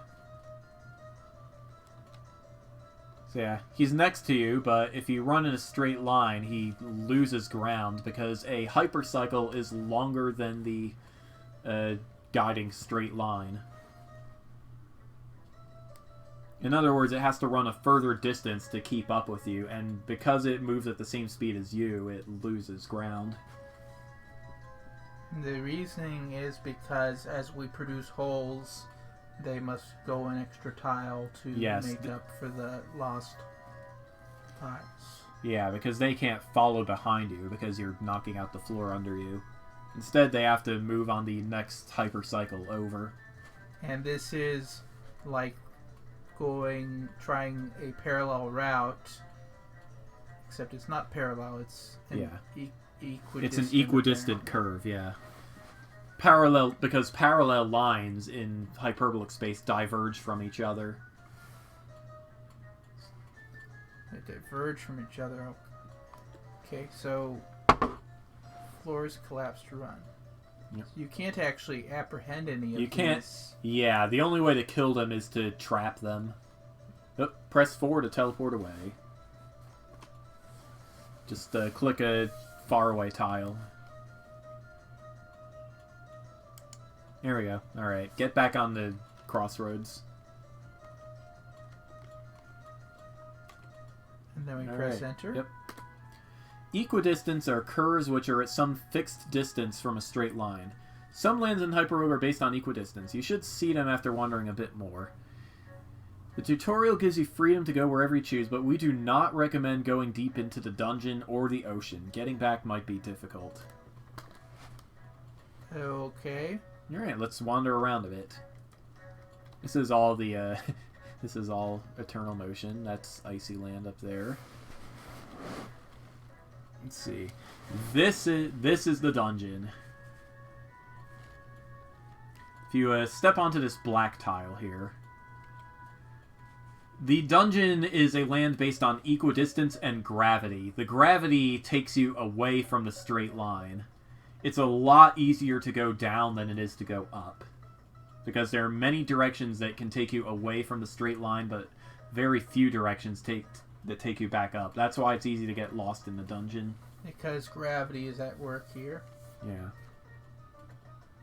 Yeah. Conversely, there is the Ivory Tower, but with the gravity, which is the same thing, but with the gravity going toward the straight line.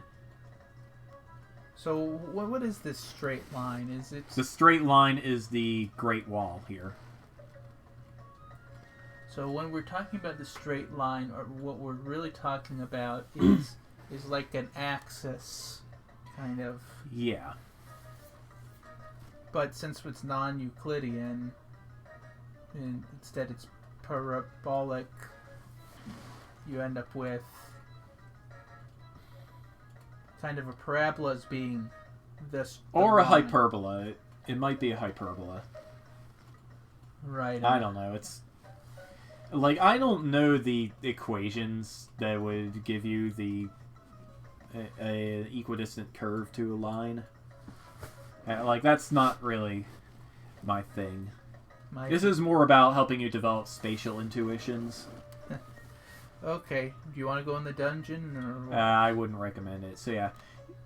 You can see these bands of alternating color terrain. These are equidistant curves of different distances from the Great Wall. Right, so that's, for instance, that is... Oop, there's a running dog here for some reason. So yeah, you can see that these curves are a lot bigger than, for example, this curve. Mm-hmm. Yeah, it has this appearance of going down. The length of the length of the hypercycle grows exponentially with distance from the guiding line. Right, so it becomes greater and greater distance as it goes out. Let's see if I can find a free fall. I don't know if that's actually been implemented in the guiding tour. Doesn't look like it. And it's a ghost. Why is there a ghost here? Let's see. The Yendorian forest is based on infinite trees. Ah, here's an ivory tower. So yeah, you can see here the gravity goes toward the wall instead of away from it.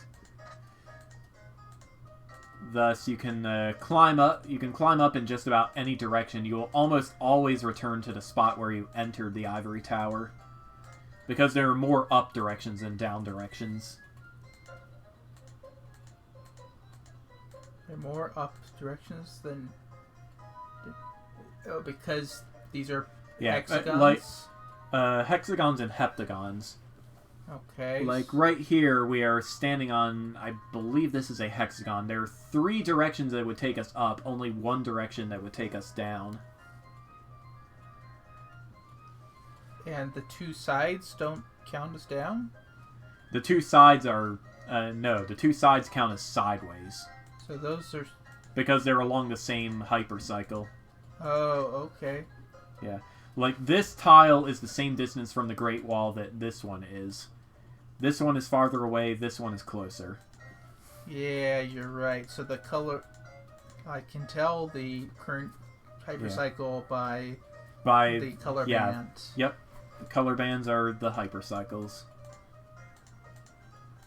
And we can see, we could have gotten lost by going just about any direction, but because there's only one down direction, we got back to this gargoyle that we killed earlier.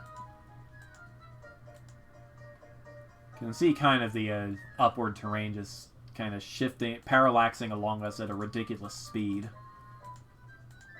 And here we are again. Alright, next slide. Circles are strange in hyperbolic geometry. Look for the Castle of Camelot in the crossroads. The round table inside is a circle of radius 28. Finding its center is a difficult challenge. Let's see if we can find a Camelot. It's a running dog. Yep, there's the jungle. Here's a Camelot. You can see that we are traversing a great distance, but we're not actually straying too far from that tile. Wow. Yeah, we had to travel quite a long way to get in here, actually. So when you enter into this area, it suddenly is a lot denser than we think. Yeah. The wall of Camelot, I believe, is a circle of radius 38. So, with the center being off in this direction, this is a big circle. And you can see, you can go from one exit to the other in like 5 or 6 moves, but it takes dozens of moves to go around the outside of the moat. But that wasn't what it seemed like when we were on the outside. That's because we got in like around here. This is where we came in when we found Camelot. Hmm. So we just had to go this way. If we wanted to go this way, we would have had to go all this way. Hmm. Here's a round table. Find the Holy Grail to become one of us. Hey, look, it's the beta testers. Apparently so! We vault over. Let's vault over the table. The knights wish you luck. The enemies here are kind of weird. Hedgehog warriors, you sidestep them to kill them. Oh. But yeah, I will leave it to you to try to find the. You can use your find the center of the circle. Yes. 28, they said. Yep. Sheesh.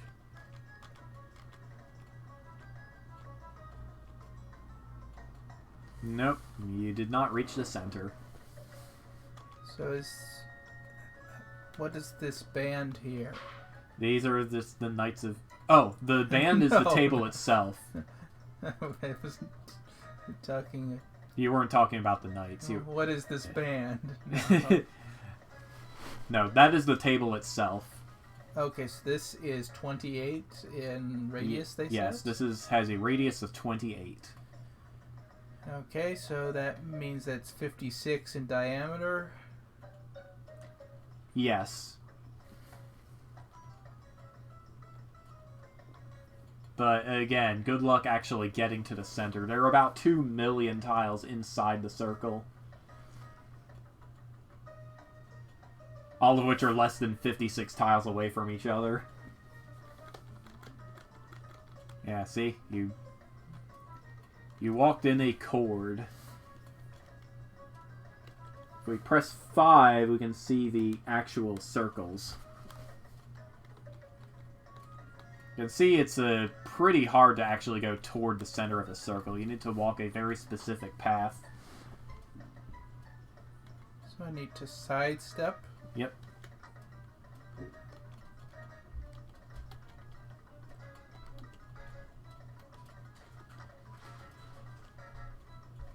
There's the Holy Grail. You found it. This is the center of the circle. Gave you some buffs to help you get back out without getting overwhelmed by enemies.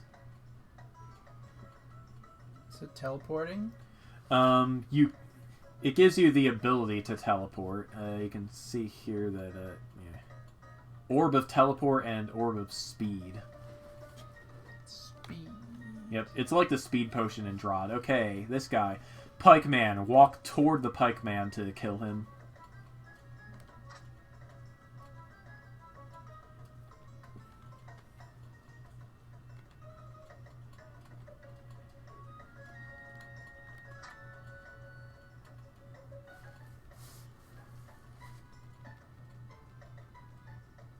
Alright, you made it out. You jump over the table. Yep, but you can't jump over the knight. It would be impolite to land on the table. There we go. The knights congratulate you on your success. Alright, I think it's time to leave. Whoops. I teleported by accident. Alright, time to advance. Horocycles are similar to circles, but you cannot reach their center at all. They can be understood as limit circles of infinite radius, centered at some point in infinity. Go to Relier, and you should quickly find a Temple of Cthulhu there. Each circle of columns is actually a horocycle. All horocycles are concentric. So well, all horocycles within a given temple are concentric, and there is an infinite number of them. So a bunch of concentric circles that you can't reach the center. Yes, it's a circle of infinite size. Okay. With the center being at some point an infinite distance away. Let's see if we can find it. So could it be thought of as an ever-expanding circle? Maybe? Rock Troll. Here we go. Here's a Temple of Cthulhu.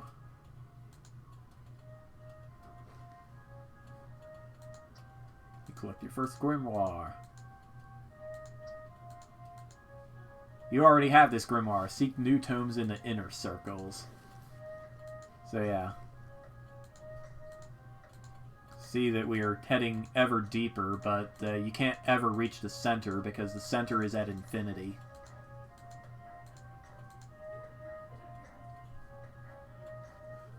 If a horocycle was a little bit less curved, you would have a very distant equidistant line. If it was any more curved, you would have a very large circle.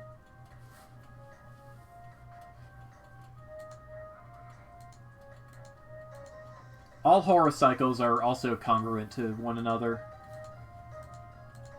They have the same curvature and infinite size.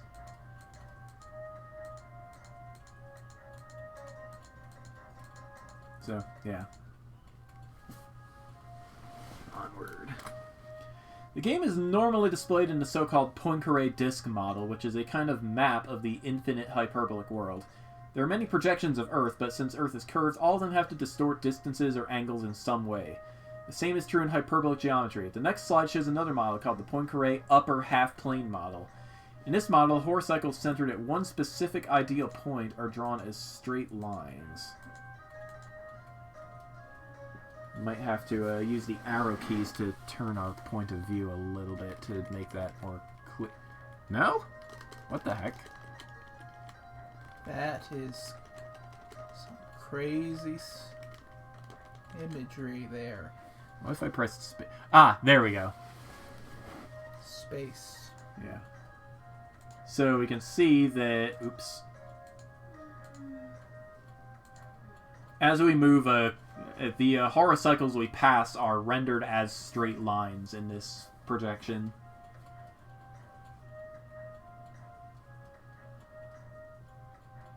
We have a bot. We have a bot. Go away, bot. How do I ban this thing? Probably already got out of here, but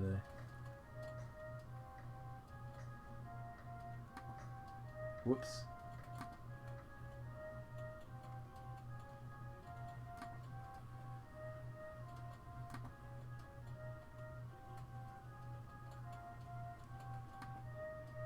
Account created 14 hours ago. Whoops. Alright.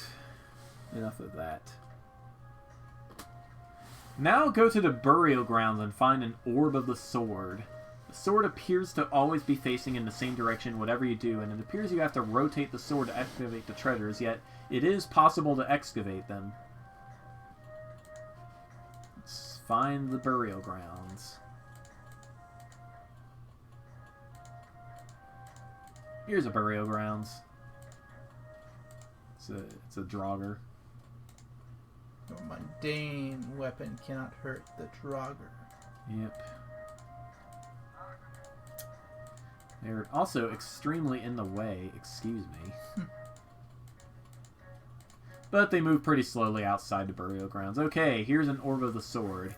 You can see that it always appears to be the same direction relative to you. But if you walk in a circle, like so, the world appears to rotate itself. Wow. Yeah. The sum of angles in a triangle is less than 180 degrees. And the area of the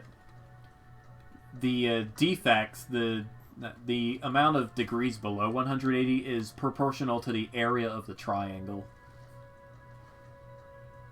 You're talking about how when you try to draw a triangle on the face of the Earth, you can have more than 180 degrees. Right, yeah, right. It's the opposite in hyperbolic geometry. So like this, for example, can be this, for example, is a triangle. But you have some very small angles we're working with here, not enough to total 180. And this is because of the hyperbolic geometry? Yes, it's the curvature of space.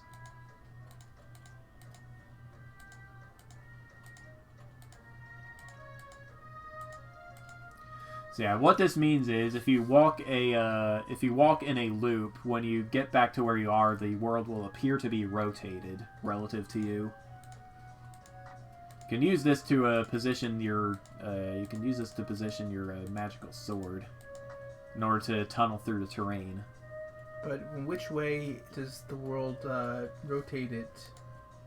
If you walk in a counterclockwise loop, the world also rotates counterclockwise. Okay. And vice versa. But how much does it rotate? Does it rotate? That depends on the area of the loop. Okay, so if you have a loop of 1, do you get 1 worth of distance? Not sure. These tick marks around you are there's something like they're the amount of ticks you need to move the sword into a different hexagon or heptagon. Are they? I'm not seeing any difference in them. We have ticks, and they look to be about the same number of ticks per. Yeah, there should be 42 ticks surrounding you, I think, but it looks like there are fewer actually. Oh, is that circle? No. Oh, we ran out of sword. There we go. So, like, if I do this... Well, it's easier to see if we're up against a wall.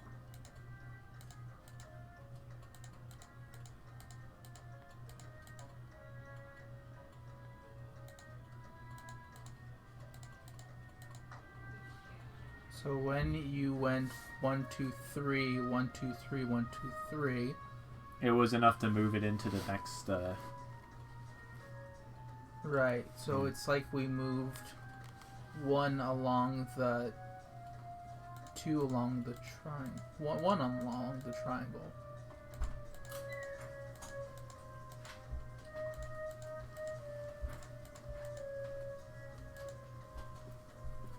Something like that. Can probably be reasoned about a little better, but that is not for now. Okay. Next slide. Next slide. HyperRogue geometry yields much more interesting periodic patterns than Euclidean. Euclidean geometry favors grid patterns. Hyperbolic geometry favors infinite trees. Trees. Yep. So, like, you can see that, like, if you pay attention to the red and blue clusters of tiles, can see that they are kind of branching out. Like, there are 2 going this way, 2 going this way. If we go here, there's 2 more. If we go here, there's 2 more. Go this way, it branches out again, and so on. It's the same thing for the green and yellow. Because it's all based on this same pattern of 10 tiles here. Mm-hmm.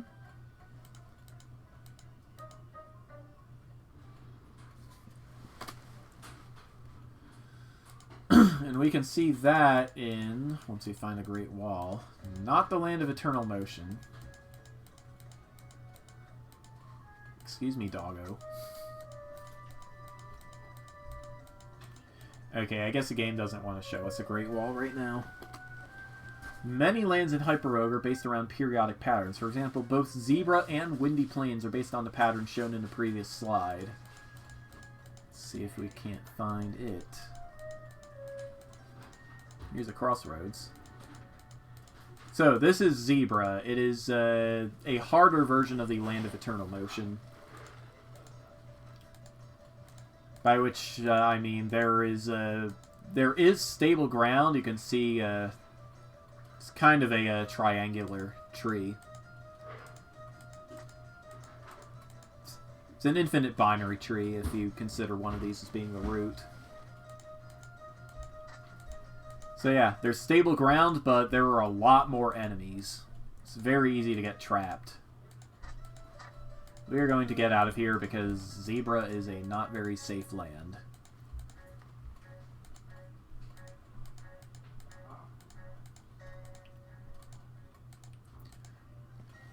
The windy plains, as you can see, uses 3 different colored bands of windy terrain.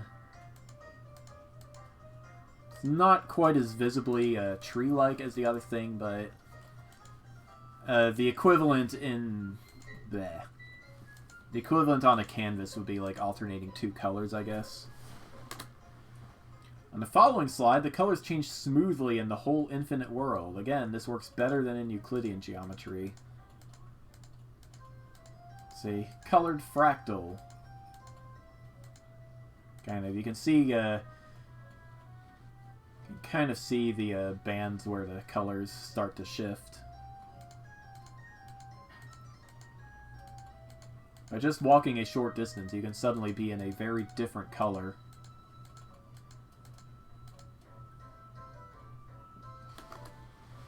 This is used in, for example, this is used to create landscapes such as the chasms in the land of reptiles or the dragon chasms, which you should find quickly. Also in the dragon chasms, you can find a baby tortoise and try to find a matching adult tortoise in the Galapagos. There are over 2 million species, but since there is so much space in hyperbolic geometry, finding a matching tortoise is possible, and actually remarkably fast. The brighter the color in the Galapagos is, the more aspects of the tortoise in the given area are matching. Let's find a baby turtle. Here's a great wall. You cannot go against the wind. Yep. Here we go. Alright, here's a dragon chasm. Let's try to find a baby turtle. Here we go. Tortoise, you know. Oh, poor baby tortoise. Yep. And now we enter here. The light areas are closer to matching us. These tortoises move extremely slowly, by the way.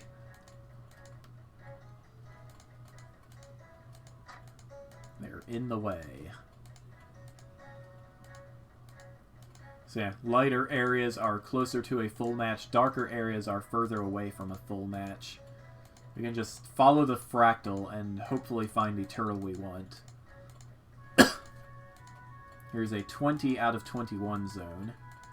If we walk a bit farther, hopefully we can find a 21.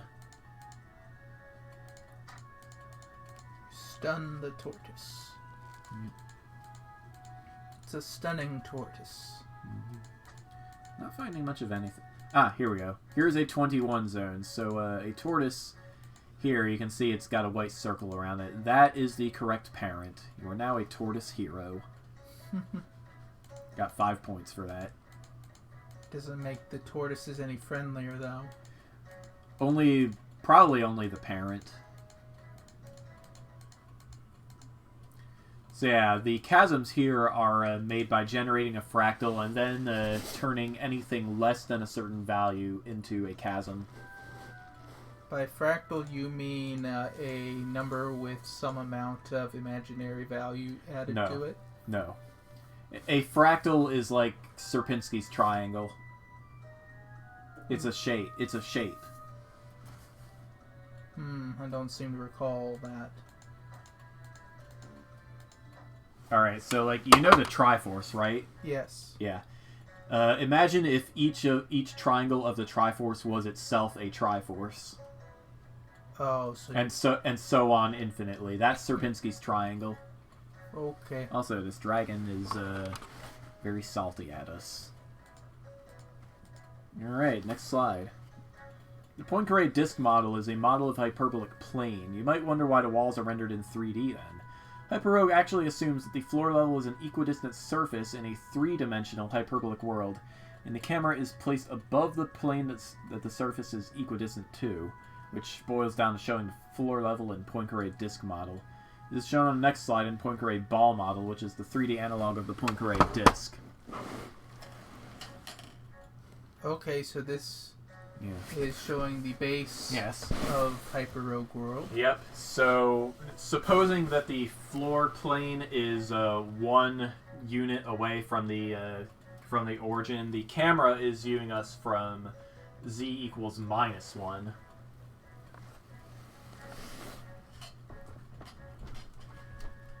The floor plane is at z equals 1. The camera is at z equals -1. Okay. That gets you the Poincare disk. Okay. I need water. been talking too long. I need water. Yeah, sorry.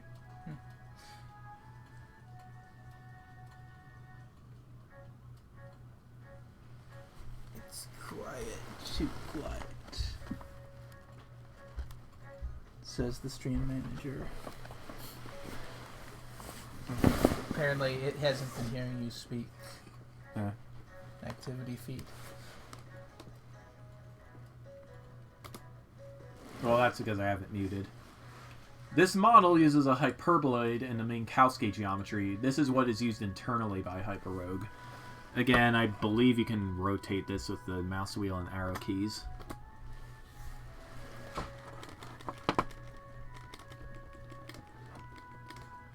Okay, maybe not. Yeah, if you walk around a bit, you can see how, whoops. So we're viewing this hyperbola from the base.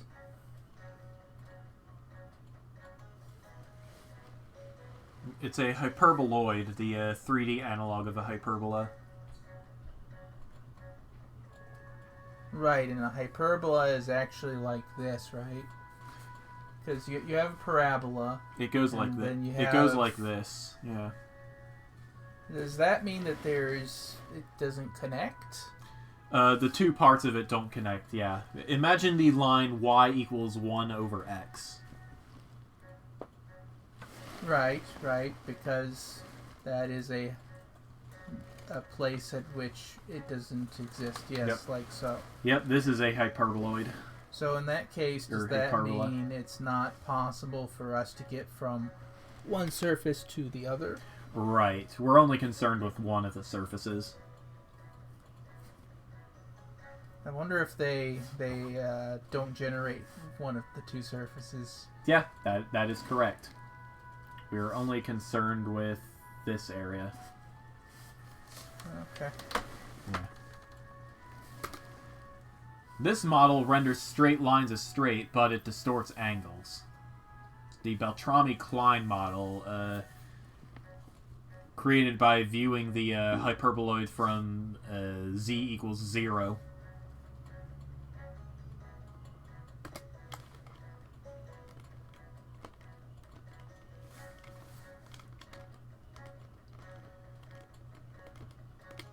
Yeah, you can see if you're actually centered on the Great Wall, the Great Wall actually appears to be a straight line.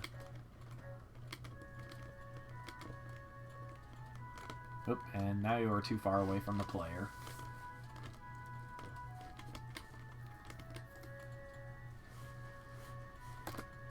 Yet another model which corresponds to orthographic projection of the sphere. Poincare disk model, Beltrami-Klein model, and the Gans model are all obtained by looking at either a hyperboloid model or an equidistant surface from various distances. So yeah, this is what happens if you use an orthographic camera to view the hyperboloid. Well, here it feels very, very normal to me because the Great Line, the Great Wall becomes a straight line, kind of. Almost. Well, maybe not. I don't know. I think this feels better. It feels more.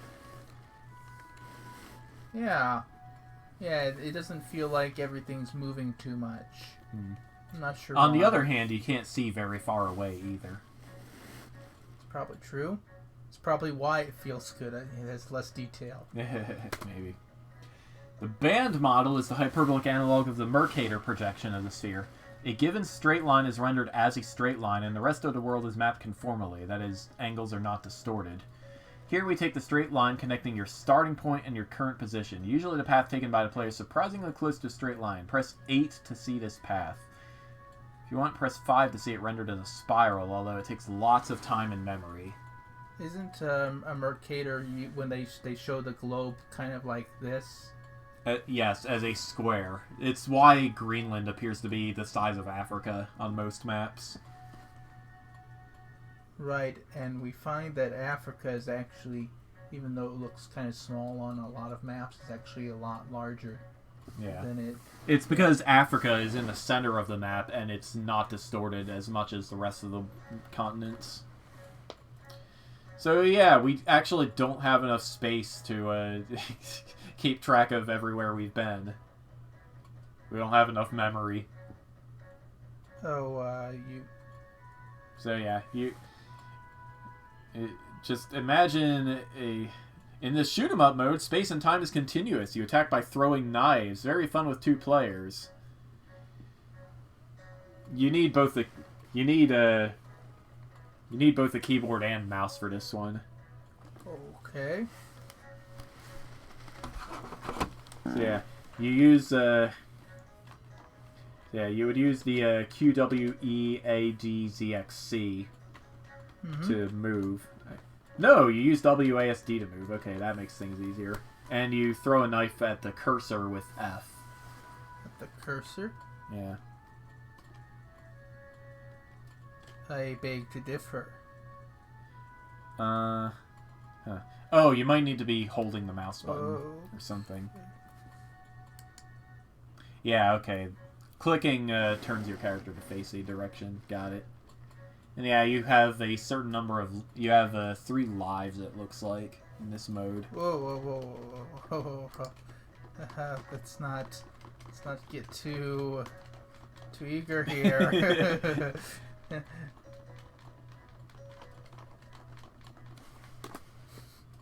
Return to your game. This tour just shows a small part of what you can see in the world of HyperRogue. For example, hyperbolic mazes are much nicer than their Euclidean counterparts. Have fun exploring. Press 5 to leave the tour mode. Wow. Okay, then. Okay, this appears to be the cheat mode.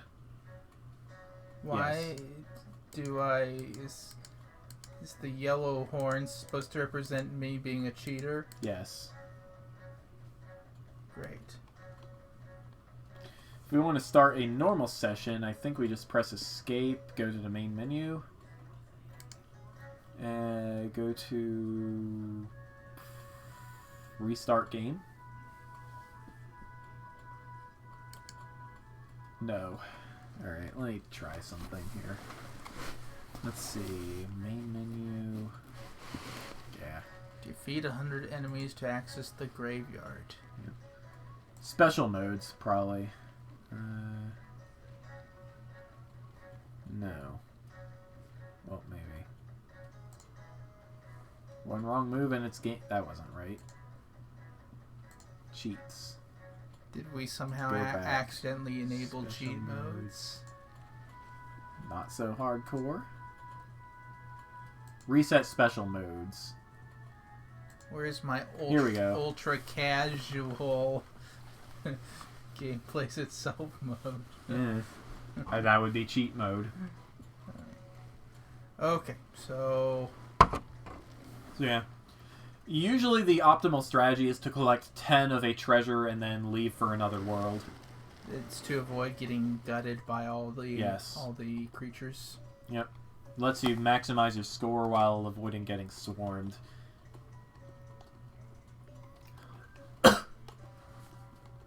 Prove yourself here and find new lands with new quests. Hey there, Panda. How's it going? This is HyperRogue. It's not Chip's Challenge anymore. Because, yeah, levels 81 through 90 are some of the hardest levels in the game. For whatever reason. Yeah, remember, you can press 5 to wait a turn. Okay, we have 8 ice crystals. Yep. So now if I... Ice diamonds, even better than ice crystals. Indeed. Alright, once you get 10, once you have 10 of them, the orbs unlock in the land, but that's not important, because we can just leave for another land. How do I know the direction to the wall? They spawn in randomly while you keep moving. The walls spawn randomly? Yes, the world is generated as you continue walking. Hey, here's one of those. Yep.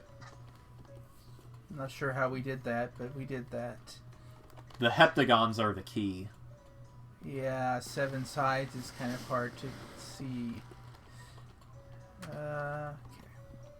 I can probably turn on the display settings to mark the heptagons specially. Let's see here. Continue. Whoops. Menu. Let's see. Settings, I think, probably. Quick options. Mark heptagons. There you go. Now the heptagons have a dot in the center. Let me see if I can naturally see this. So if I'm looking here, then the heptagons look... The heptagons are differently shaped from the hexagons. Yeah, they have an extra... Okay. And he proceeds to pick up more of them.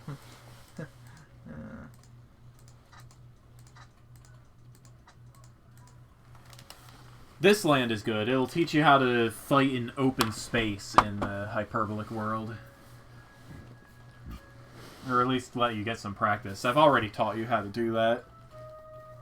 Okay, so this... So yeah, let's find a turquoise. It'll be guarded by 2 hunting dogs and they'll jump on you as soon as you pick up the turquoise. But you can always get away from them.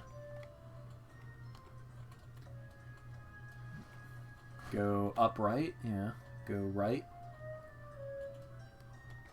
And now you're on a heptagon and you can force them to line up.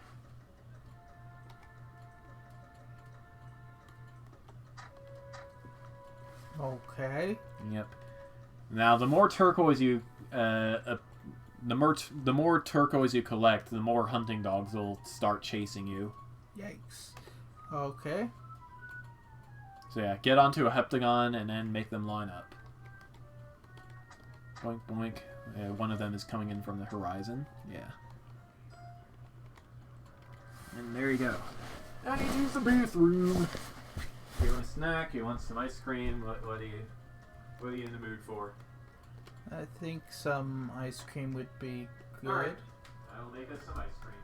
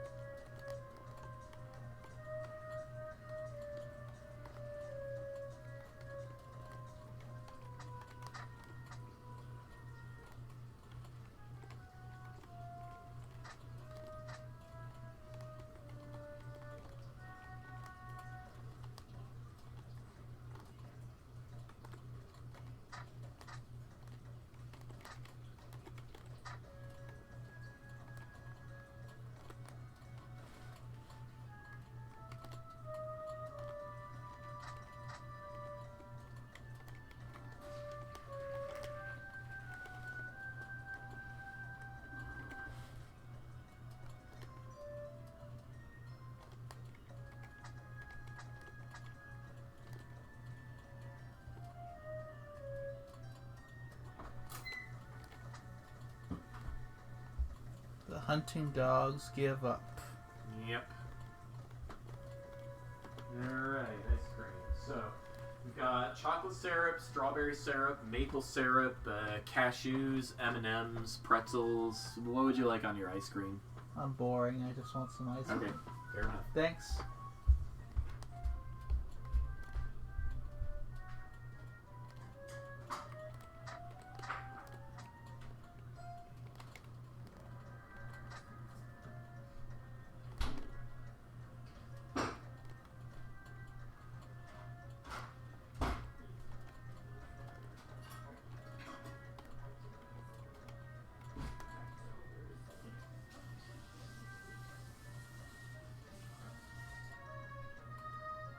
Yes, I totally would choose vanilla most of the time.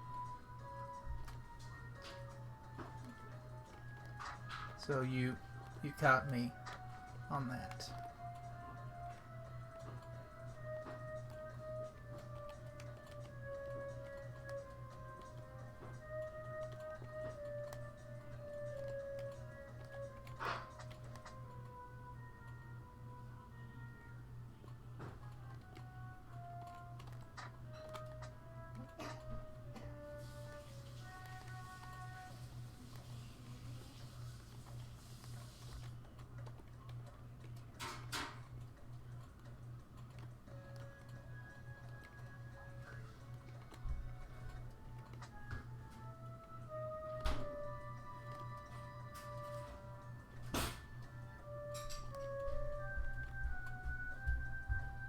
Enjoy, my good sir. Thank If I you. can take over the gameplay while you're eating. Yeah, give it a shot. I think we now have 10 of these. Yep. Fine. Alright, here's the Living Cave. The Living Cave is a cellular automaton, kind of like Conway's Game of Life. The state of the floors and walls are decided by the state of the surrounding tiles. Floors make more floors, walls make more walls. Thanks for making the ice cream. Dead trolls make a lot of walls. Items make a lot of floors. Let's try not to get the walls growing around us. If we do, we'll have to wait for the seep to come kill us.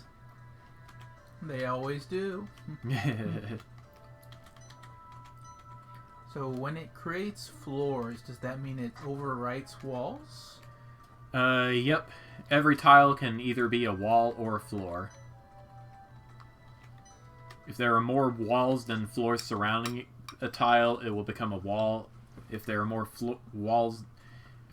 floors than walls, it'll become a floor. It is not vanilla. It is mint chocolate chip, by the way. Yeah, he said that a couple minutes ago. Yeah, okay. I think it's in reference to me saying I'm boring. I just want ice cream. Uh-oh. Okay. We're safe. And I've got enough treasure, so let's try not to get stuck. Here we go. Another icy land. At least until we find another place we haven't been. Here's the desert. The desert has static walls, but there are a lot more enemies, and the sandworms could get you if you hold still too long. Sandworms are directly inspired by Drod's serpents. To kill them, you have to trap them. I was gonna say it directly inspired by Dune. Yes, that too. I mean, why else would we be collecting spice?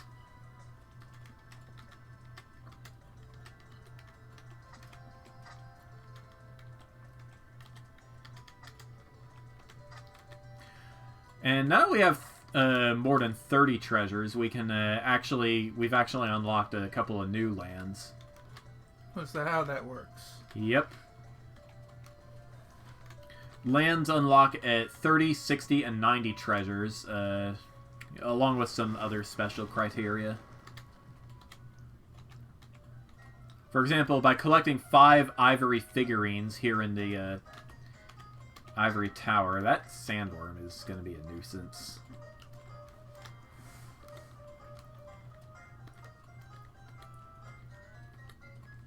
Oh, we are now in the ivory tower. Yep. And there's more upwards than there are downwards. Yep. So yeah, by collecting 5 ivory figurines, we unlock a couple of other gravity lands to play around with.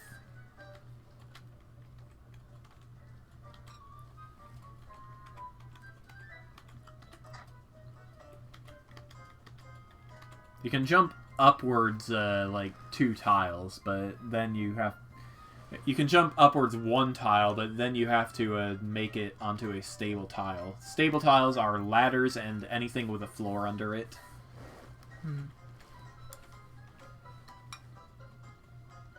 For example, I can't make this jump, it's too far.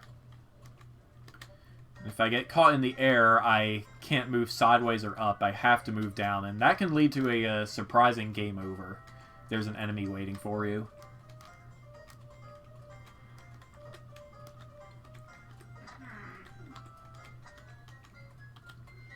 Gargoyles you want to kill when they're away from the walls, otherwise they turn into blocks of stone.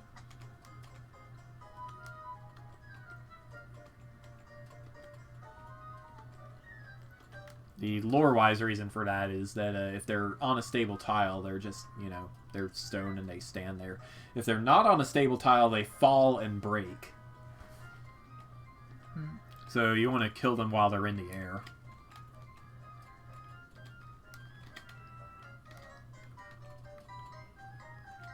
You know, This game does not want to give me any ivory. Let's use. I'm more used to using a mouse, even if it does make my index finger hurt after a little while. we'll say that those heptagons don't look very much like heptagons. This one does. Is there a dot on what you're standing on? Probably.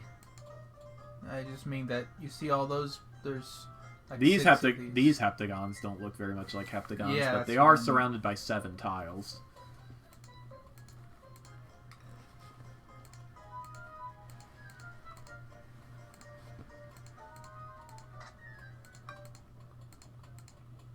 But I mean, your movement here is so limited that you usually don't have to rely on just heptagons to kill the enemies. You can kind of kite them around walls like in a normal roguelike, or up and down ladders. I mean, gargoyles are different because they fly, but you usually don't have enough of those surrounding you for it to matter too much. I could go up and around, but that's a lot of moves. It's actually faster to go this way. Excuse you, Mr. Guy. Excuse me.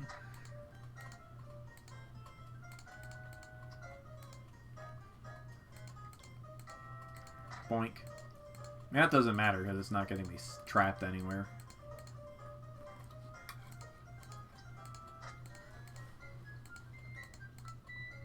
I can do this, but I don't think I'll be able to get over there. Yeah, that's too far a jump. Whoops. This is bad. I can stay in the air as long as I'm continually killing enemies. It's the Jerry Juggle. Hey, how do we know you're in the air? What identifies you What? as... You're in the air if you are not standing on a stable tile. This doesn't have any floor under it, so it's not stable. Right, and the... Ladders are always Those are stable. ladders, right. This is not stable because this is the only floor that the only tile that's actually under this one. Oh. These are to the side. But that doesn't matter because this tile is stable and so we can walk onto it like this. It's like the equivalent of pulling yourself up onto a ledge.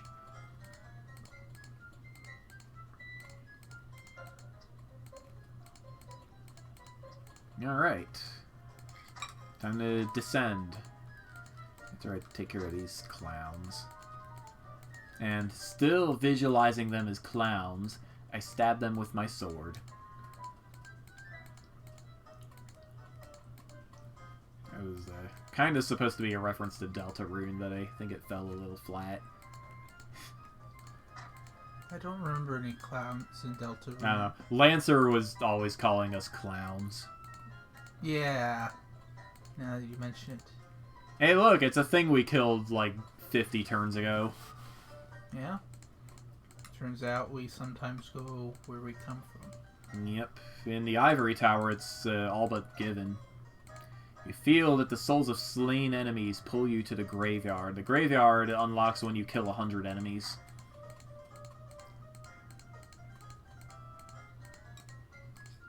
And I guess it's dangerous there? Marginally dangerous, but it's also one of the most important places in the game. You get dead orbs there, which are breadcrumbs that you can use to mark where you've been. That sounds very important. It's extremely important. The ultimate objective in this game, well, one of the ultimate objectives, is to unlock Hell by collecting 10 treasures each in 9 different worlds. Getting 10 of Hell's treasures to unlock the Orb of Yendor. Finding an Orb of Yendor, finding its key, which can be up to 100 tiles away, and then taking the key back to the orb. Yendor. That sounds like a reference to me. NetHack. Right. Well. Very vague memory of that. You might be thinking Yen Sid, which is Kingdom Hearts. No. I've played some NetHack, but Right. It's been a very long time. Mm-hmm. Could probably also be the Orb of Zot, and it would be a dungeon crawl reference instead. But no, they went with Yendor.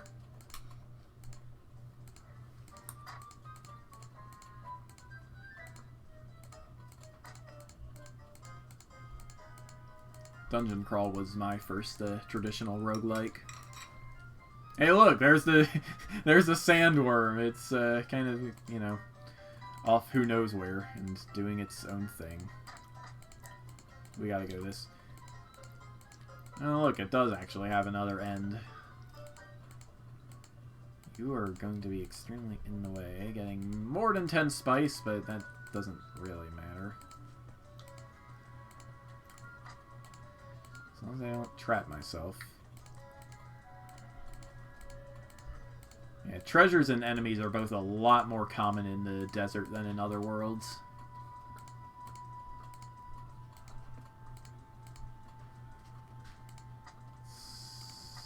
I don't know if I'll be able to pull that. Yeah, this is looking a little bit hazardous. There we go. 7 combo. Not that combos actually get you anything. It's the living fjord. I am pining for the fjords. Pine for the fjords? This is actually... No, actually, we're fine. As long as... yeah, here we go. So the living fjords follow the same algorithm as the living caves. And this sandworm is extremely in the way. Water elementals turn everything surrounding them into water. You can stay in the water for 1 turn if your action is to kill a water elemental. Fjord trolls turn the surrounding area into land when they die. It's also worth noting that sandworms move at half of your speed.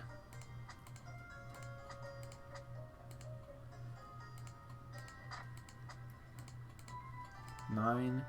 That is a lot of garnets.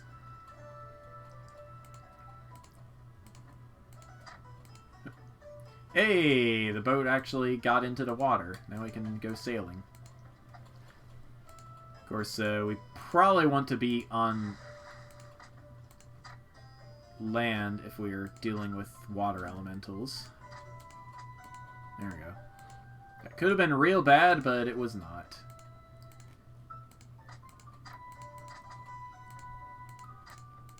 Let's try to find another boat we can use.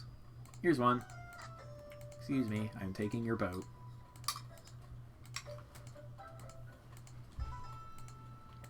So yeah, now if we find a... What's this? That's a crossroads. Alright, let's go to the crossroads. Yeah. The defining feature of crossroads is, of course, that it's real easy to find great walls in the crossroads. Here's the Yendorian forest.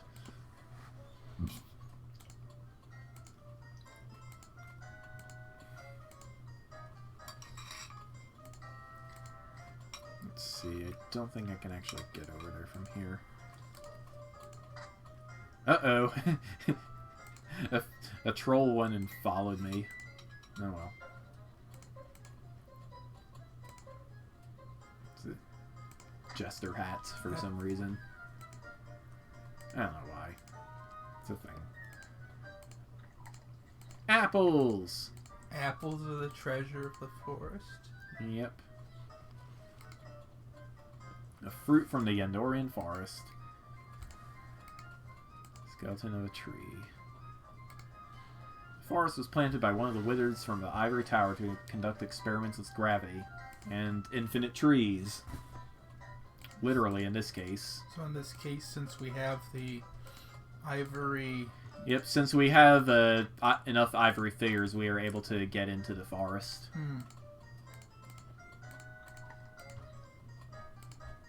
What am I hearing? I don't know what I'm hearing. Don't think that's the sound of a bird spawning in. I don't know what it is. Sparrowhawk. Yep. That might be a real bird. I don't know. Yeah. I think it is. Yeah. It's also a book reference. Sparrowhawks are not bound by gravity, but they can't go through the tree trunk. Andorian researchers are bound by gravity, but they can go through the tree trunk.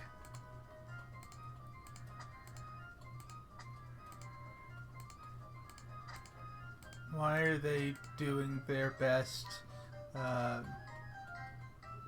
impression of those Wraithwings? They're doing a little back and forth because they can't get to me.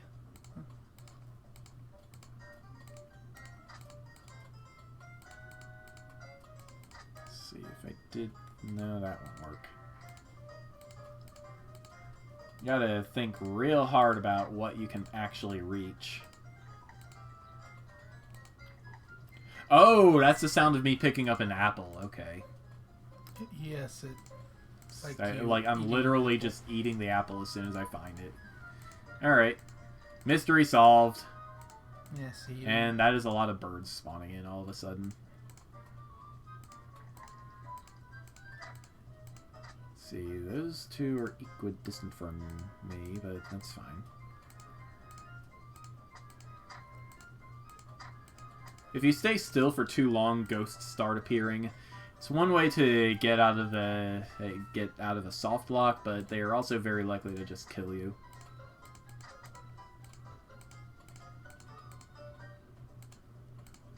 Oop. Oop. Okay, we're good. Two more and then I can leave the forest. This looks bad.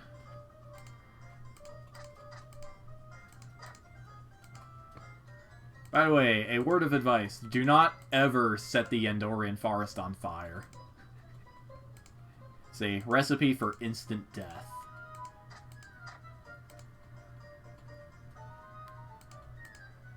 Yeah, you want to be careful which enemies you get following you from other lands.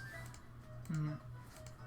The rock troll was fine because, you know, it's just makes a rock when it dies. Actually, that was a fjord troll, but, you know, same thing, really. Mm. Fjord trolls also make a rock when they die.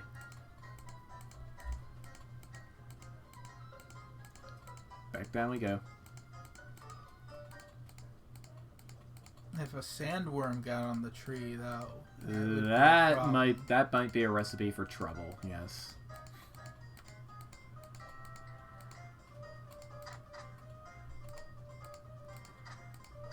It's better to kill enemies as soon as you see them.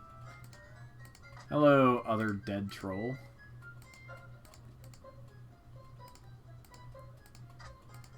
So, yeah. This is the Hall of Mirrors. It's all about mimics. You like mimics, right? That Whoops. depends. Just remember, they're never your friends. They simply like to move the way you do. Yep.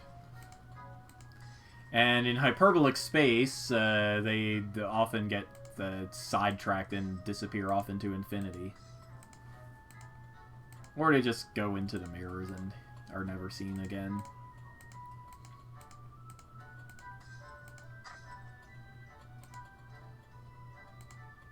The Narcissus. Yep. The enemy spawn rate in the Hall of Mirrors is kind of huge. That's fine because you have so many friends. Hang on. Here we go.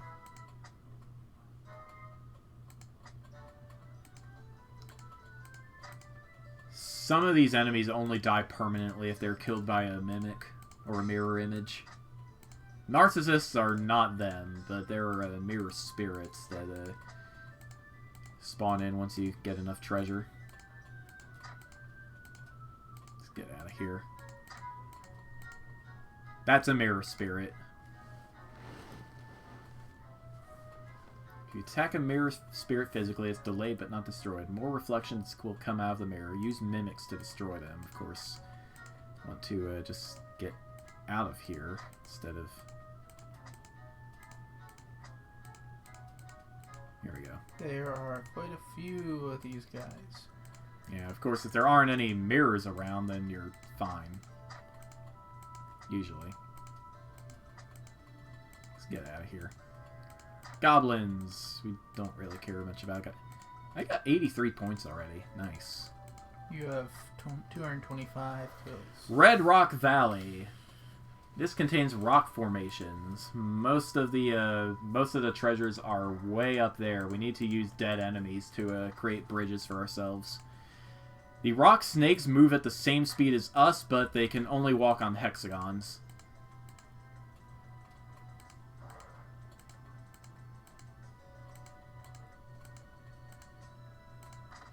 Red trolls make rocks when they die.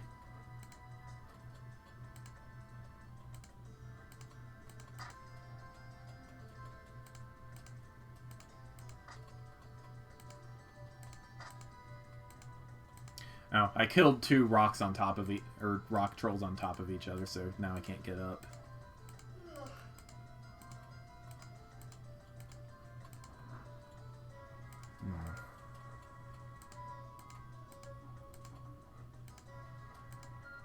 Since the rock snakes can't walk on heptagons, it makes it a bit easier to kill them than trying to kill a sandworm.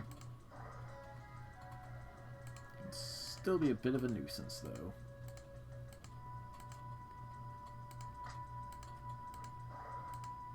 Yeah, this is bad. You can outrun them since there are some tiles they can't walk on, but... Oop, that one's dead now. This doesn't help very much, unfortunately. There's another one. Yeah. And there we go. That's 3. Here we go. 2, 3, and now I'm up here. Your first red gem. Whoa. Yep.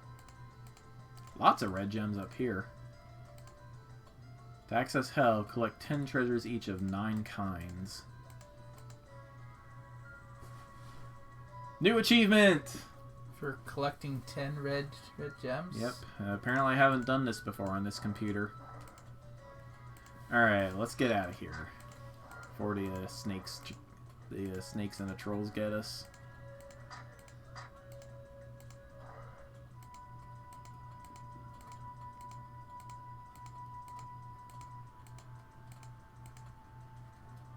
That is a land of storms. That is fine. We can go there.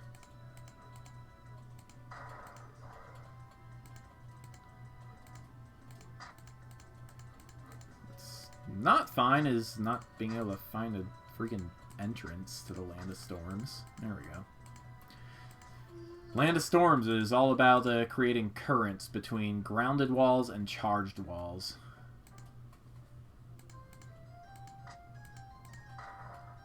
As you can see, that the troll completed a circuit, therefore it made an arc of lightning. That destroyed the sandstone wall, which reveals fulgurite. Ooh, yeah, that would be bad. So how does it form? As long as there is a conducting path between the charged wall and the grounded wall, it'll make lightning. Sandstone is, and most creatures are conductors. Something is going crazy somewhere. This big chunk of charged walls is a horror cycle. It's easy to just walk along the border and find the nearby grounded wall. Oh. I think the rock snake is making it go nuts. Of course.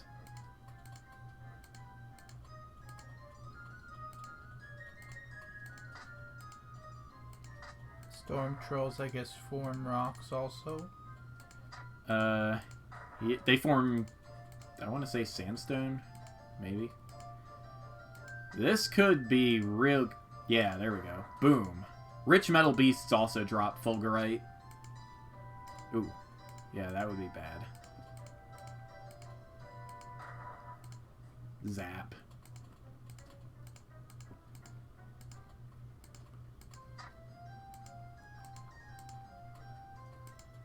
So these aren't killable without shocking them, I guess. That is correct. I mean, they're made of oh! Come on. Nope. You can push them out of the way, though, if you attack them while they're stunned. I've got a couple of them following me. Let's see if I can lure them in here.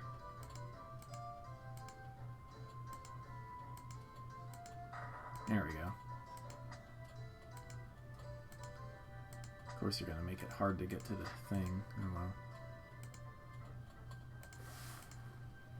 Oh, what's this orange wall here? It's a grounded wall. Oh.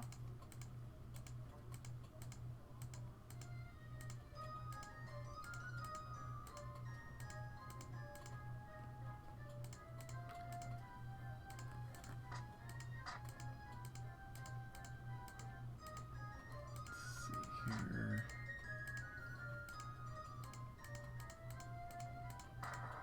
Ooh, that was lucky. There's an electric discharge? Where? Oh, the troll was in the way. Okay, I gotcha.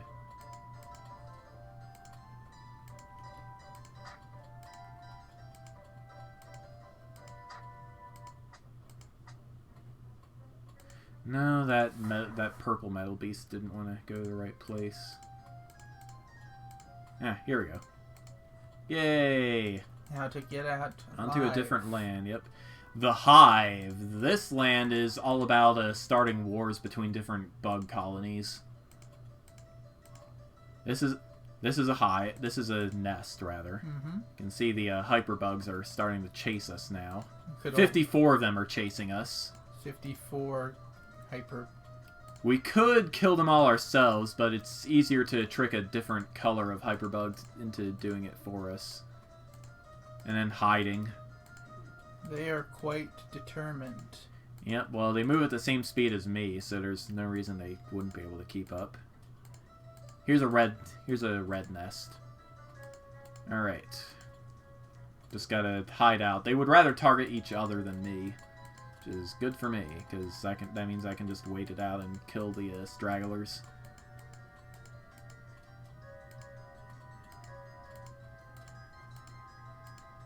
Of course, it's also possible I can still get the 20 freaking bugs chasing after me. Unfortunately, the hive you chose to oppose the green ones was not... Here we go. This is good, for the most part. It's going to be hard for me to find my way back now. Oops. I think it was off in this... Yes, okay, we're good. And in the center, we get royal jelly. Ooh, 8 of it. That's nice. The nests are all circles of radius 9. So, it doesn't sound big, but it's actually pretty big. Also, here's a stray blue bug for no reason.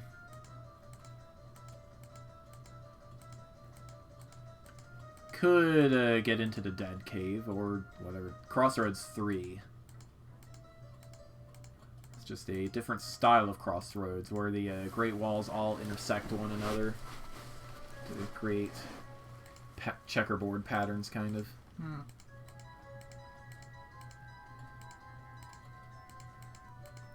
Here's a blue nest.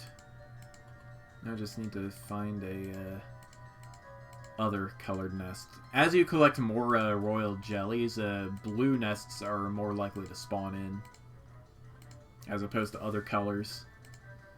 So it gets harder to find an opposing color, in other words.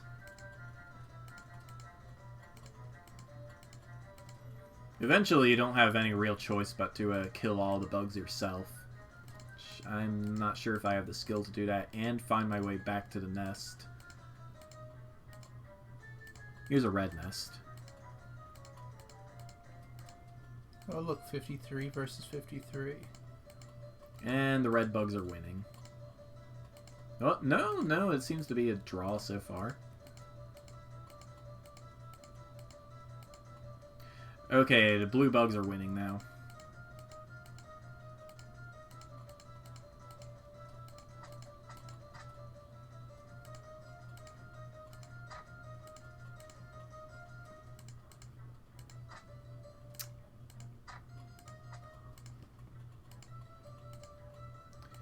Yeah, I'm not going to be able to find my way back now, I don't think.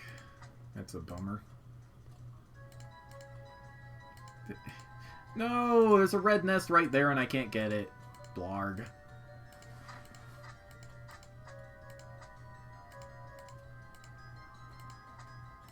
Oops! That was incredibly stupid. Alright. Oh, well. You want to do another run while I get ice cream, or are you going home? Sure. Yeah? Okay. Sure, I'll try. Alright, I'll take your bowl. Thank you. Alright, restart. My current goal in this game is to unlock 200 treasures and then find a Crossroads 4 so I can unlock Chaos Mode. Is that more difficult? It lets worlds intersect with each other without creating Great Walls. Oh. In a sense, that might be more difficult. Yeah.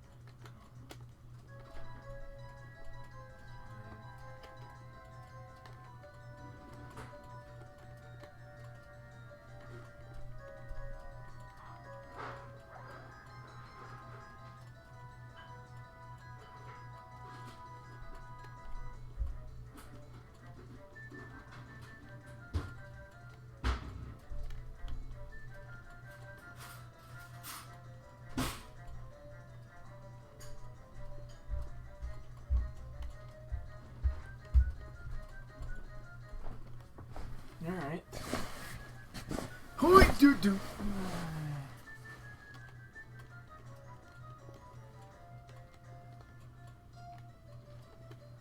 It returned with ice cream and bananas and cashews, and they could not get to the maple syrup.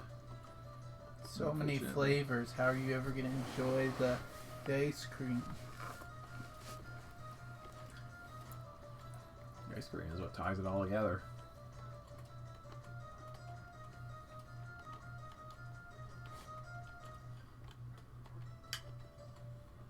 It's not like I go super crazy with the syrup.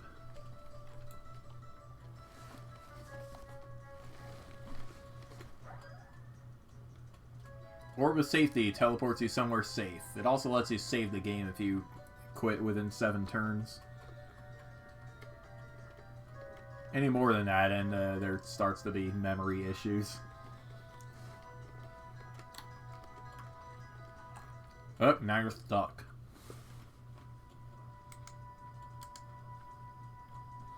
Can't get rid of sand dunes.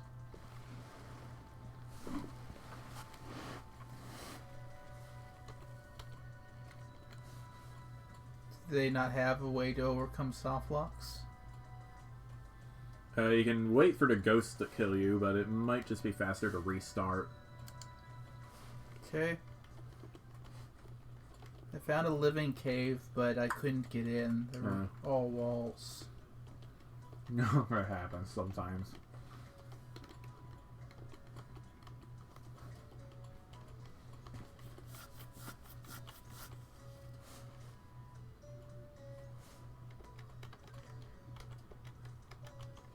The world is unbounded and designed to just keep you moving. So, if you see something you can't get, don't worry too much about it. There'll be another chance later.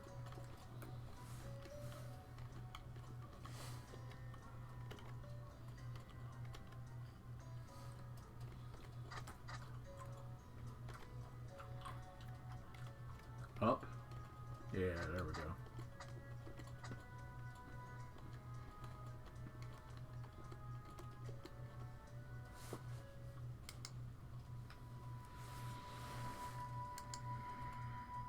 We got someone watching. Is it Thought? Whoa! We got a ton of people watching. Hey, everybody! I guess people like HyperRogue.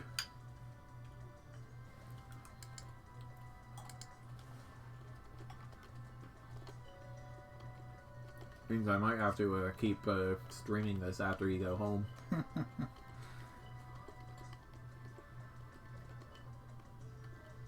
Well, you're having good luck, so I think you could definitely go with that. Mm-hmm.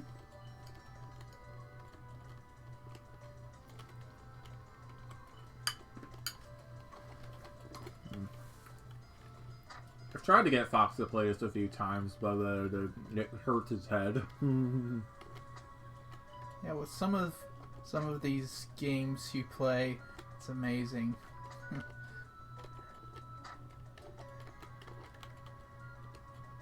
You might. I will say I was extremely dizzy for a couple of hours after the first time I played this. That was the night I had to drive to East Hanover to go watch a movie with Richard and Esther. It was something.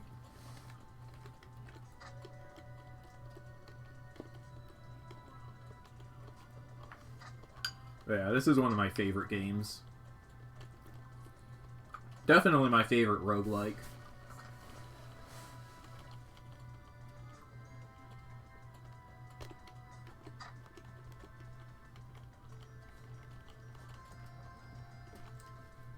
It's one of those kinds of games that's really simple to learn, even if you don't entirely understand it.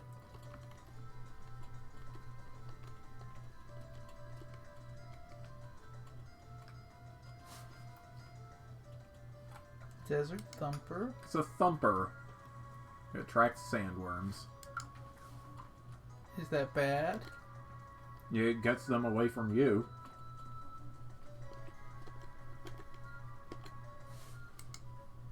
Oh, okay. Yeah, this place. Mm-hmm.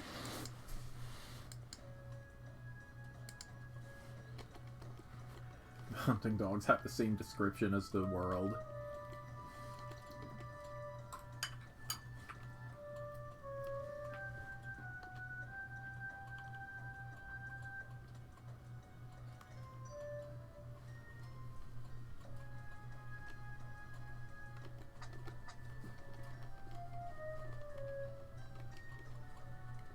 So yeah, you can get this on Steam just off of the web, or there are 2 versions you can get for Android, maybe iOS as well. The gold version of the game is costs like $5, I think, but it's the latest version, and it has I think better performance than the regular edition. Well, it would definitely need it considering how much stuff it generates. Yeah.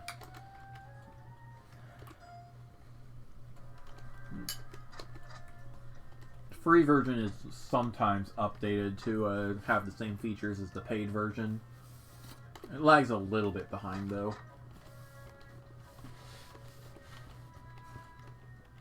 I believe the Steam version is the only one with the strange challenge, though.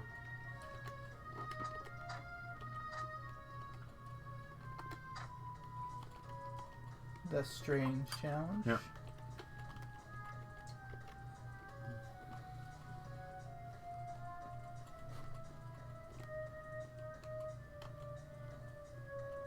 It picks 2 random worlds and a random geometry, and just gives you the...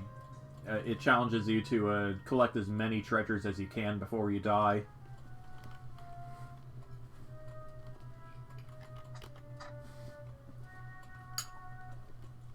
The alternate geometries are pretty fun to mess around with, but they're very likely to crash. The standard geometries are challenging enough.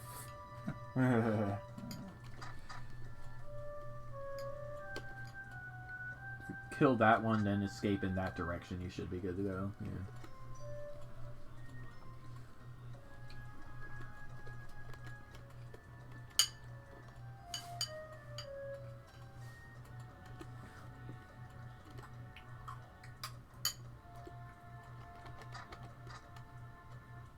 Kill the dog and escape north.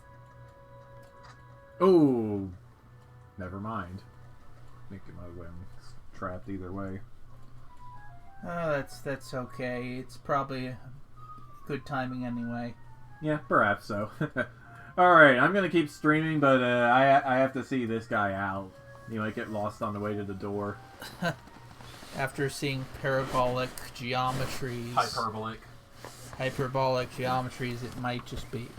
I don't think there's such a thing as parabolic geometry outside of, like, I don't know, Algebra 2. Well, parabolic geometry would be... Quadratic equations. Yeah. Too many quadratic equations! Ugh! Alright then.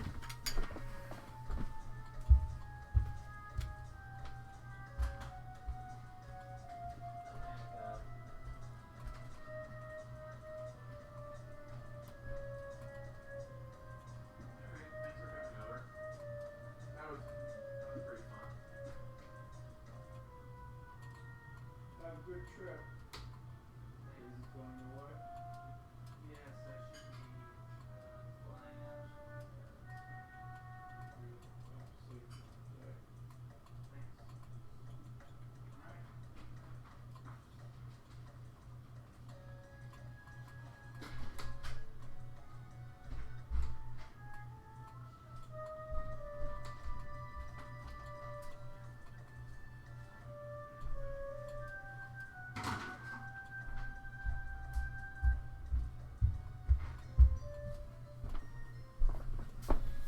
Alright, let's...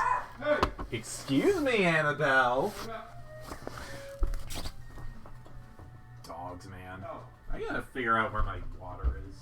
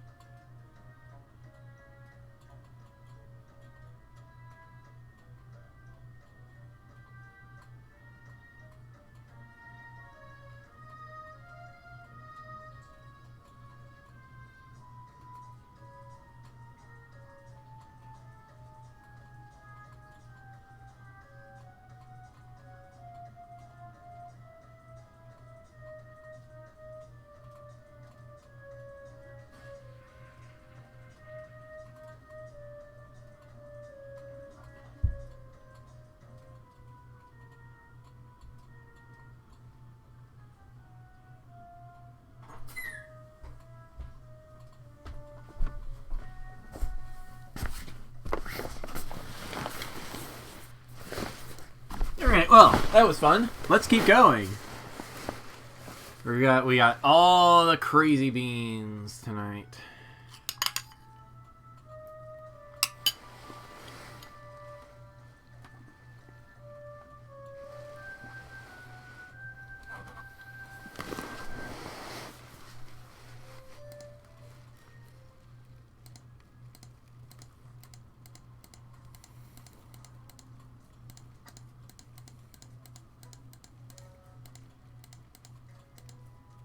I kind of wish somebody would upload a run of the 11.3 Hyperstone quest. The latest run of that I've ever seen is the one of the 7 point something. There are a lot more new lands since then. Could be real interesting. All right, so here's what I think I'm going to do. Let's see.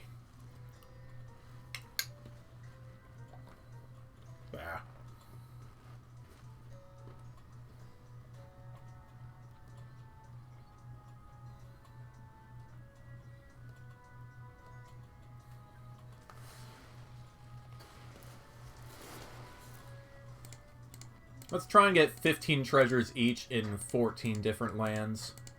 See how well that works out.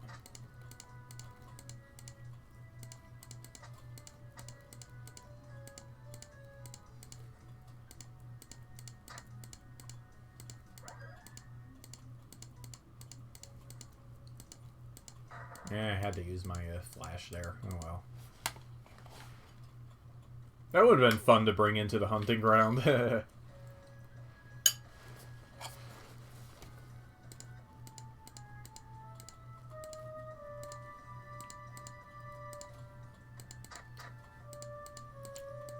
I do not usually play with heptagons marked, but it does offer a slight visual advantage. Visual distinction, I guess. In a tiling like this, though, is extremely obvious which one of them are tiles are heptagons. The heptagons are darker.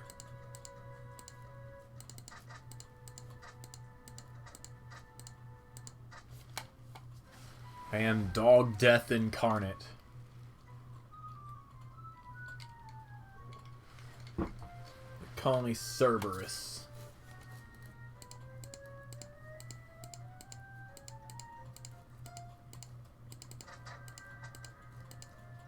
And I say to you, feep feep a woo.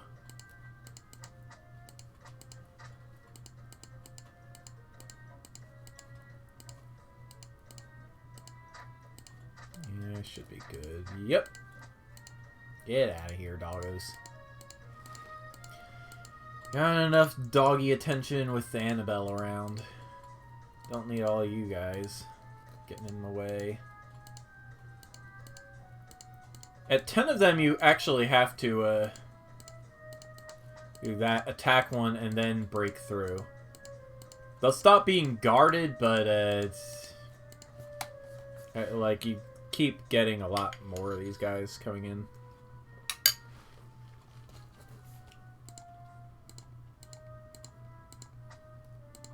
You gotta walk directly toward one of them if you are able.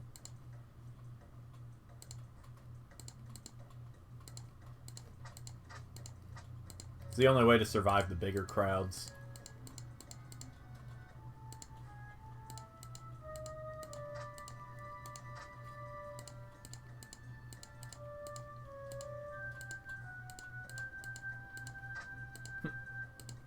Made it.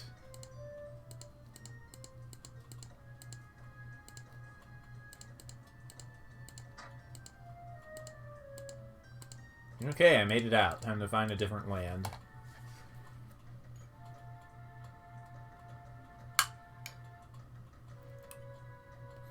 Once you get, I think, 23 of the turquoises, dogs just start spawning in all over the place.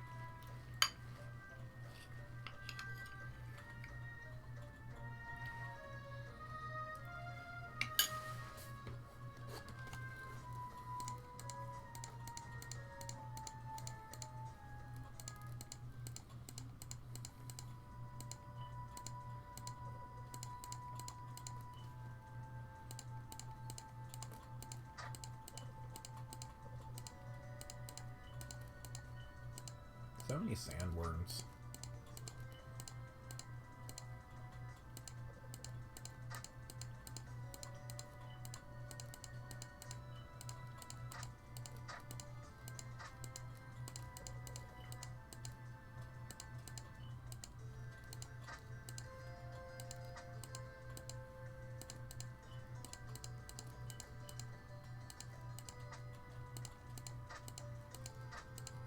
This song reminds me a little bit of Treasure Adventure Game. The game I got from GOG a really long time ago.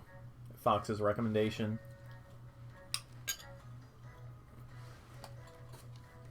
It's got pirates in it.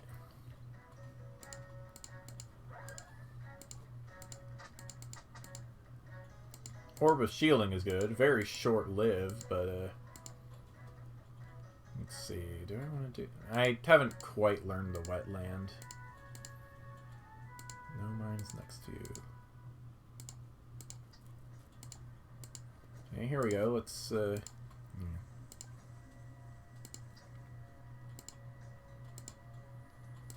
see if the snake is stupid enough to step on the mine.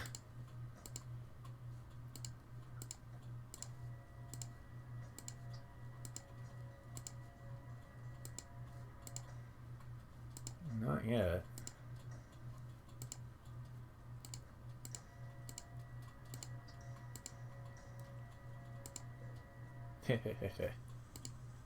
Okay, I got lucky on that one. But yeah, alright. We've slain the sandworm. How do I get up there? Like that, I guess.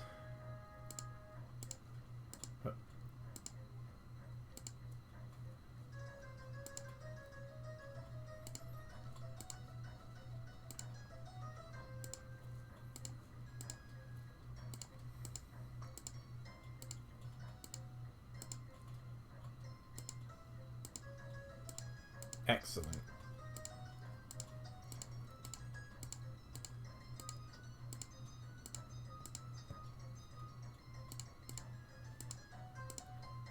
You don't actually get enemies in the minefield until you get quite a few of these eggs. Because bomber birds can just really mess you up if you get unlucky with their placement.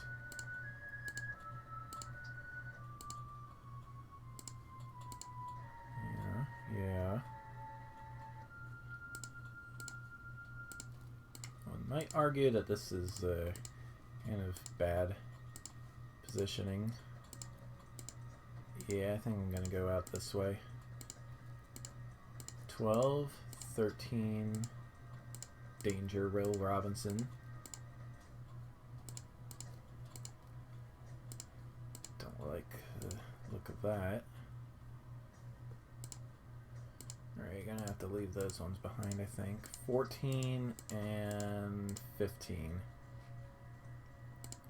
I can access relay, but I want to get out of here instead.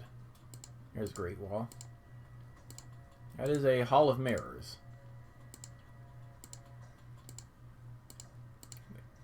Does not want to let me in.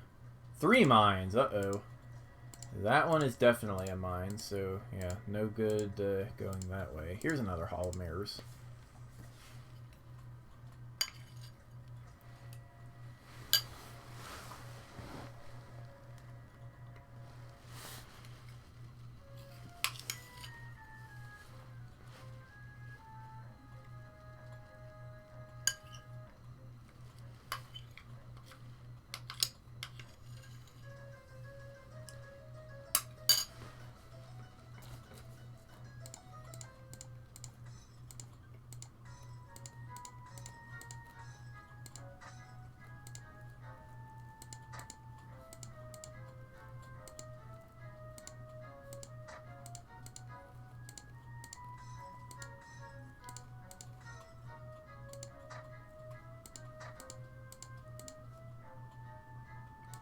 Eight, 9,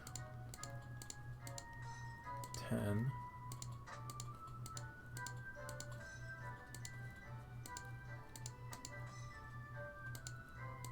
12, 13, 14, 15. Let's get out of here. Uh-oh. This is a little ugly. Oh, game over. Dang it.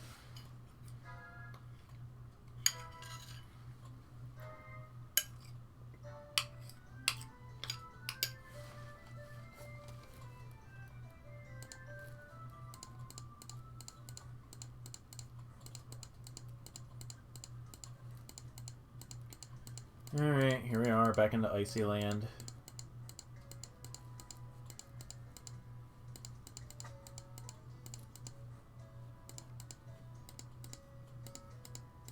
Too much clicking and my hand is gonna start hurting pretty bad. Might be better off switching to the keyboard in that case.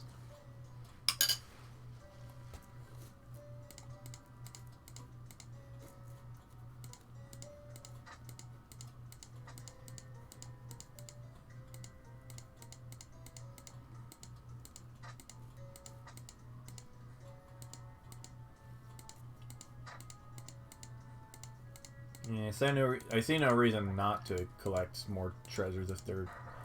I'm just actively looking for an exit already.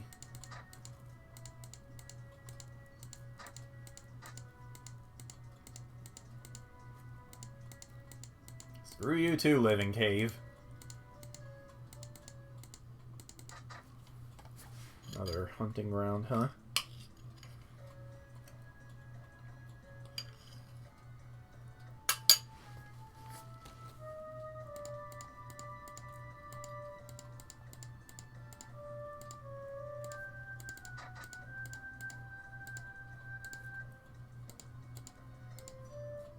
Oh, jeez. That was just bad luck.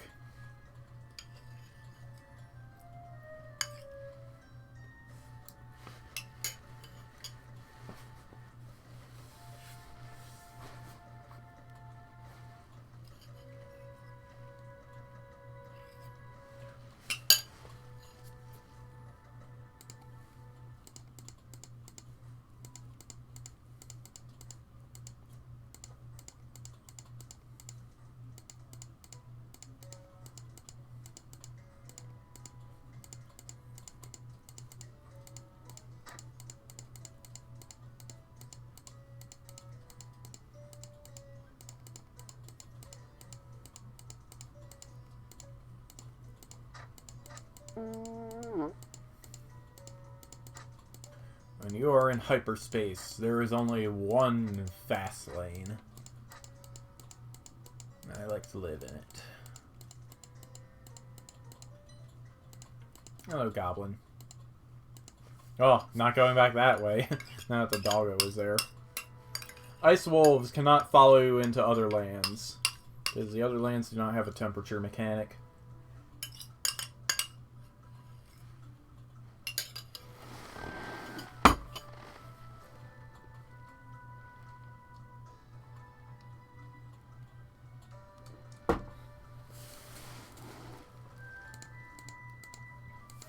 Alright, let's get seriously serious.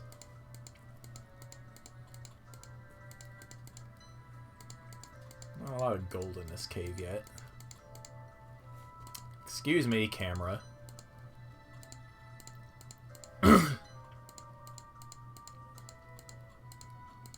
This is a ton of gold. Hello.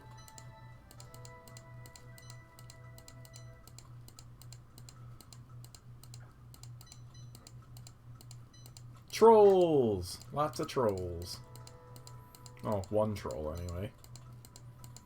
I don't know. Does one count as a lot? That is for you, the player, well, I'm the player. You guys are the viewers.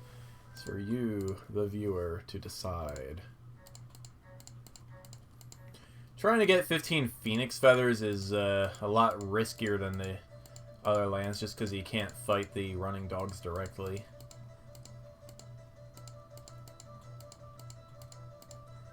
On the other hand, phoenix feathers are pretty common.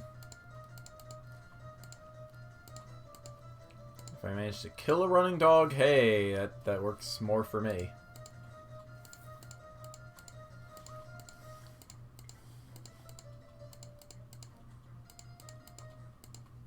That's a lot of doggos. Go away, puppies. I do not want your attention. Go chase a squirrel. I am not a squirrel. You should not chase me. I am not a squirrel. Okay, wetlands. Could be... Ah, dang it, I'm trapped.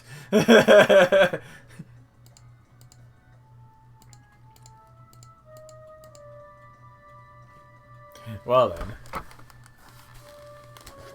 Thought I was getting somewhere, and then nope, I'm trapped. You know, it happens sometimes. Alright, yeah, let's actually play like this for a while.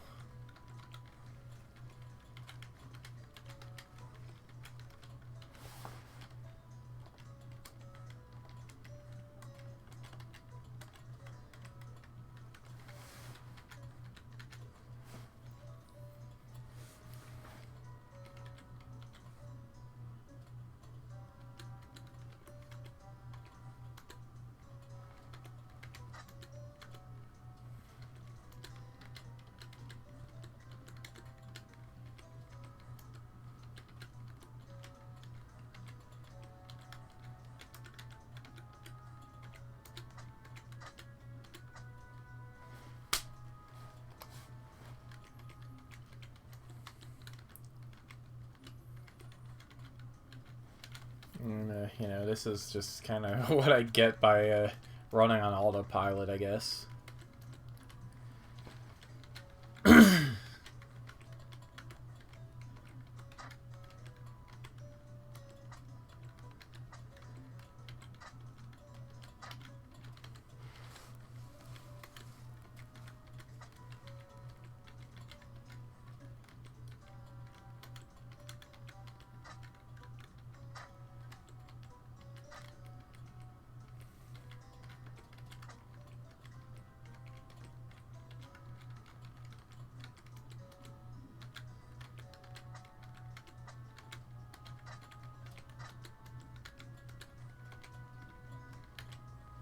Suddenly I have...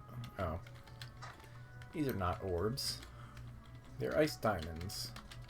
Valuable, but not nearly the same thing.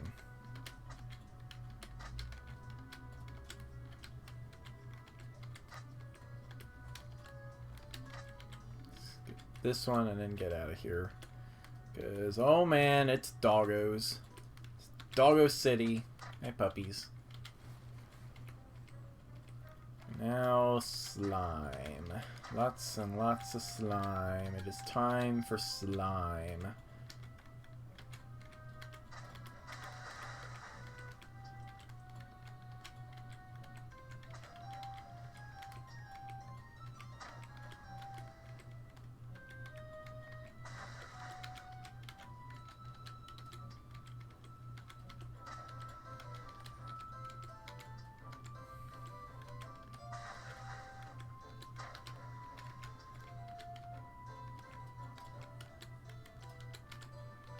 Uh-oh. Let's see, I should... Yeah. That works.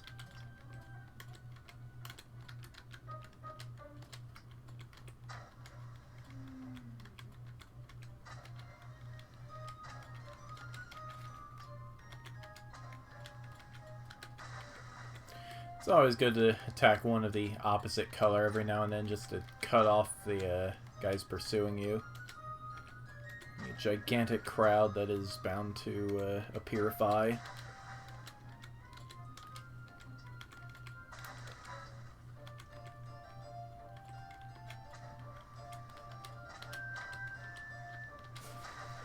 Alright, that's enough keyboard action, I think. One might argue that it isn't much better, but whatever. I'm playing a video game here. Keep your philosophizing to yourself, man. Excuse me, camera.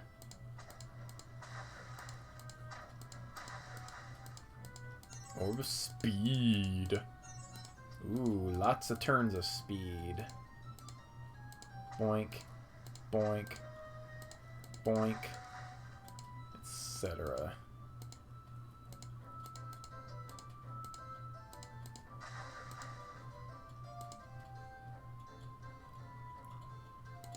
This game is called HyperRogue. It's my favorite roguelike.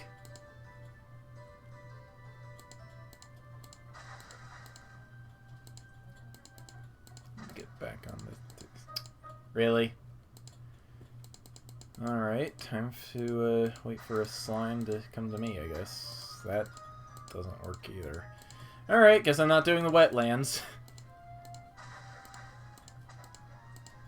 Let's see, I gotta find a wall that is great. There's one over there, but I don't know how easy it's gonna be for me to get over. That works. But I have a significant quantity of ice diamonds, so I should probably just try to rush right through and... Yeah, here we go. Crossroads. So many Yetis. Sure. Let's do the palace. I don't really intend to do a princess challenge, but I can get some rugs. This whole area is based on Princess Persia. The guards have lots of HP, the fat guards that can't get knocked back, some skeletons that you have to knock into pits, and of course pressure plates everywhere.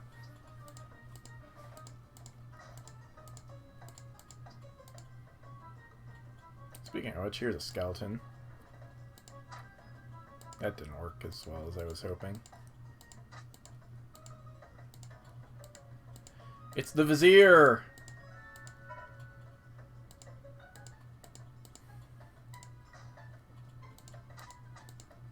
Okay, if I had stepped on that pressure plate, I would have gotten trapped. See, good thing I decided not to. At 13 rugs, a Vizier is guaranteed to spawn in, and Ah, there he is.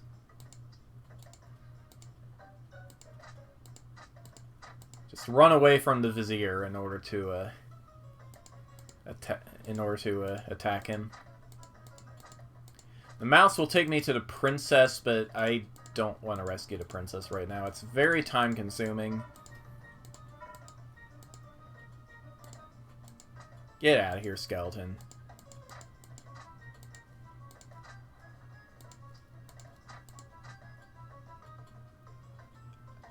I did answer you.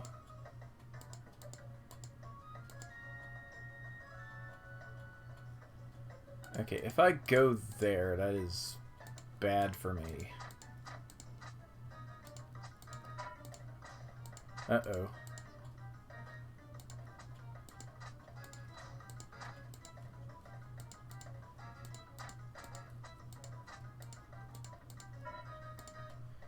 Ah, the Orb of Discord. That makes enemies attack one another instead of me.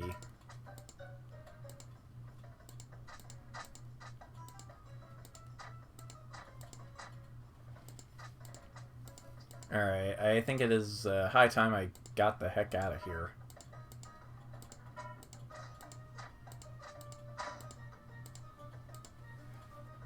There's a Great Wall. Crossroads 2. Okay, that works.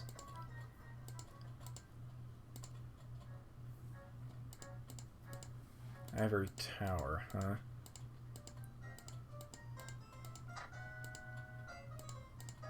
Let's just get the skeleton lost in space, why don't we? Climbing the tower, here we go. He is still following me, isn't he? Dang it. Well, whatever.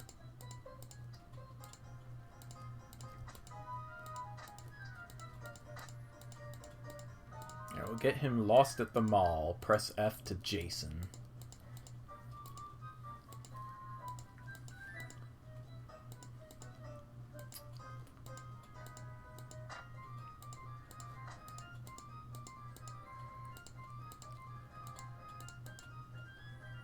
Can't get over there yet. I could if that gargoyle was in a better spot, but they did not do that. Over there looks gettable.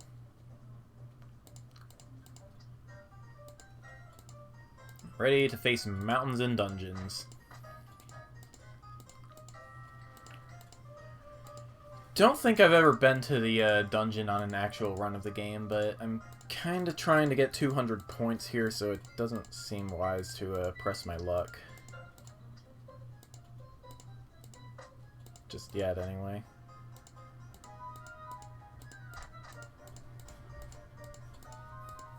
It's one of the 2 trap lands in the game where you can go as deep as you want, but it's almost impossible to get out.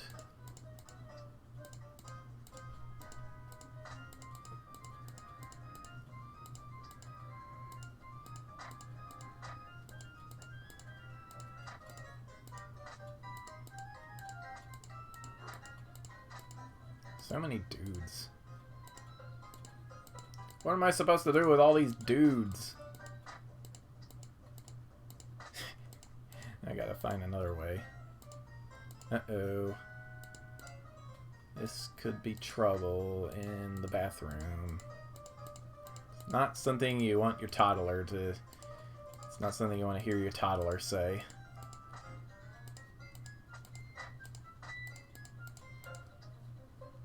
Okay, somehow I'm not dead yet.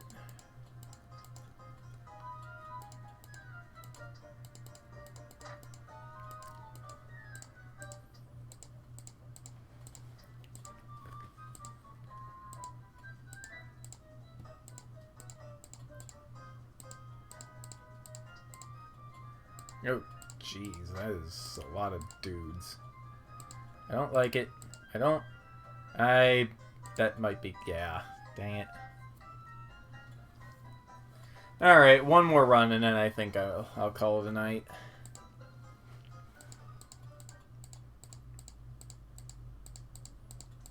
It would be nice if this was the run, but you know, that's never a thing that happens.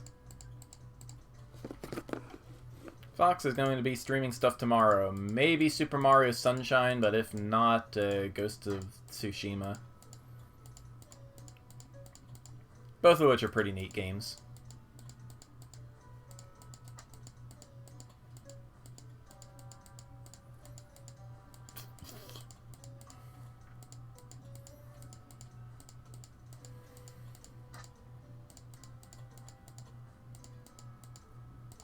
Doggos! So many doggos. So many yetis.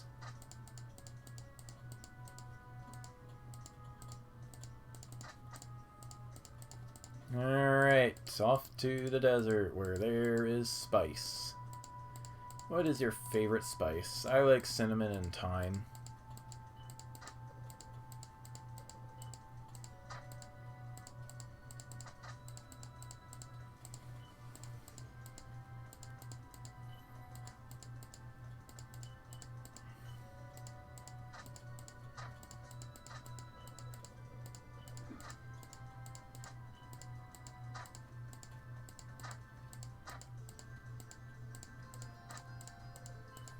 It could be a very good place to get yourself trapped, but I did not.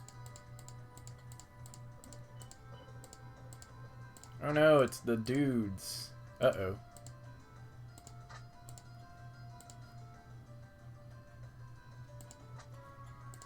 Okay, well, I managed to survive that somehow. Excuse me. Another ivory tower. Let's, you know, completely fail to learn our lesson. I just say, when I see a tower, I want to climb it.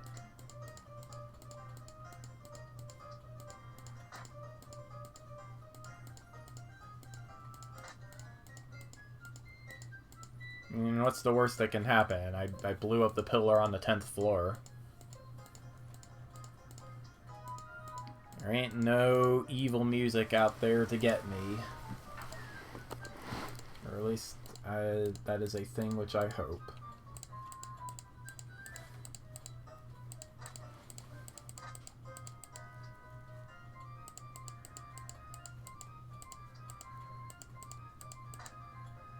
Boing boing.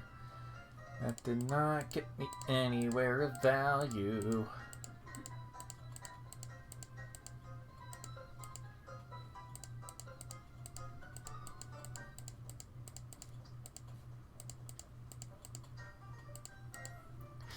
By the way, I apologize if anybody is dizzy yet. This is a very dizzyfying game. It's a perfectly cromulent word. Darest I go this way? Oh, dang. This is problematic. Yep, okay, game over. There's no way out of this one. I really should know better than to try a stunt like that, but thought it would be worth the risk. It was not. So yeah, thank you for watching, everybody. Peace out.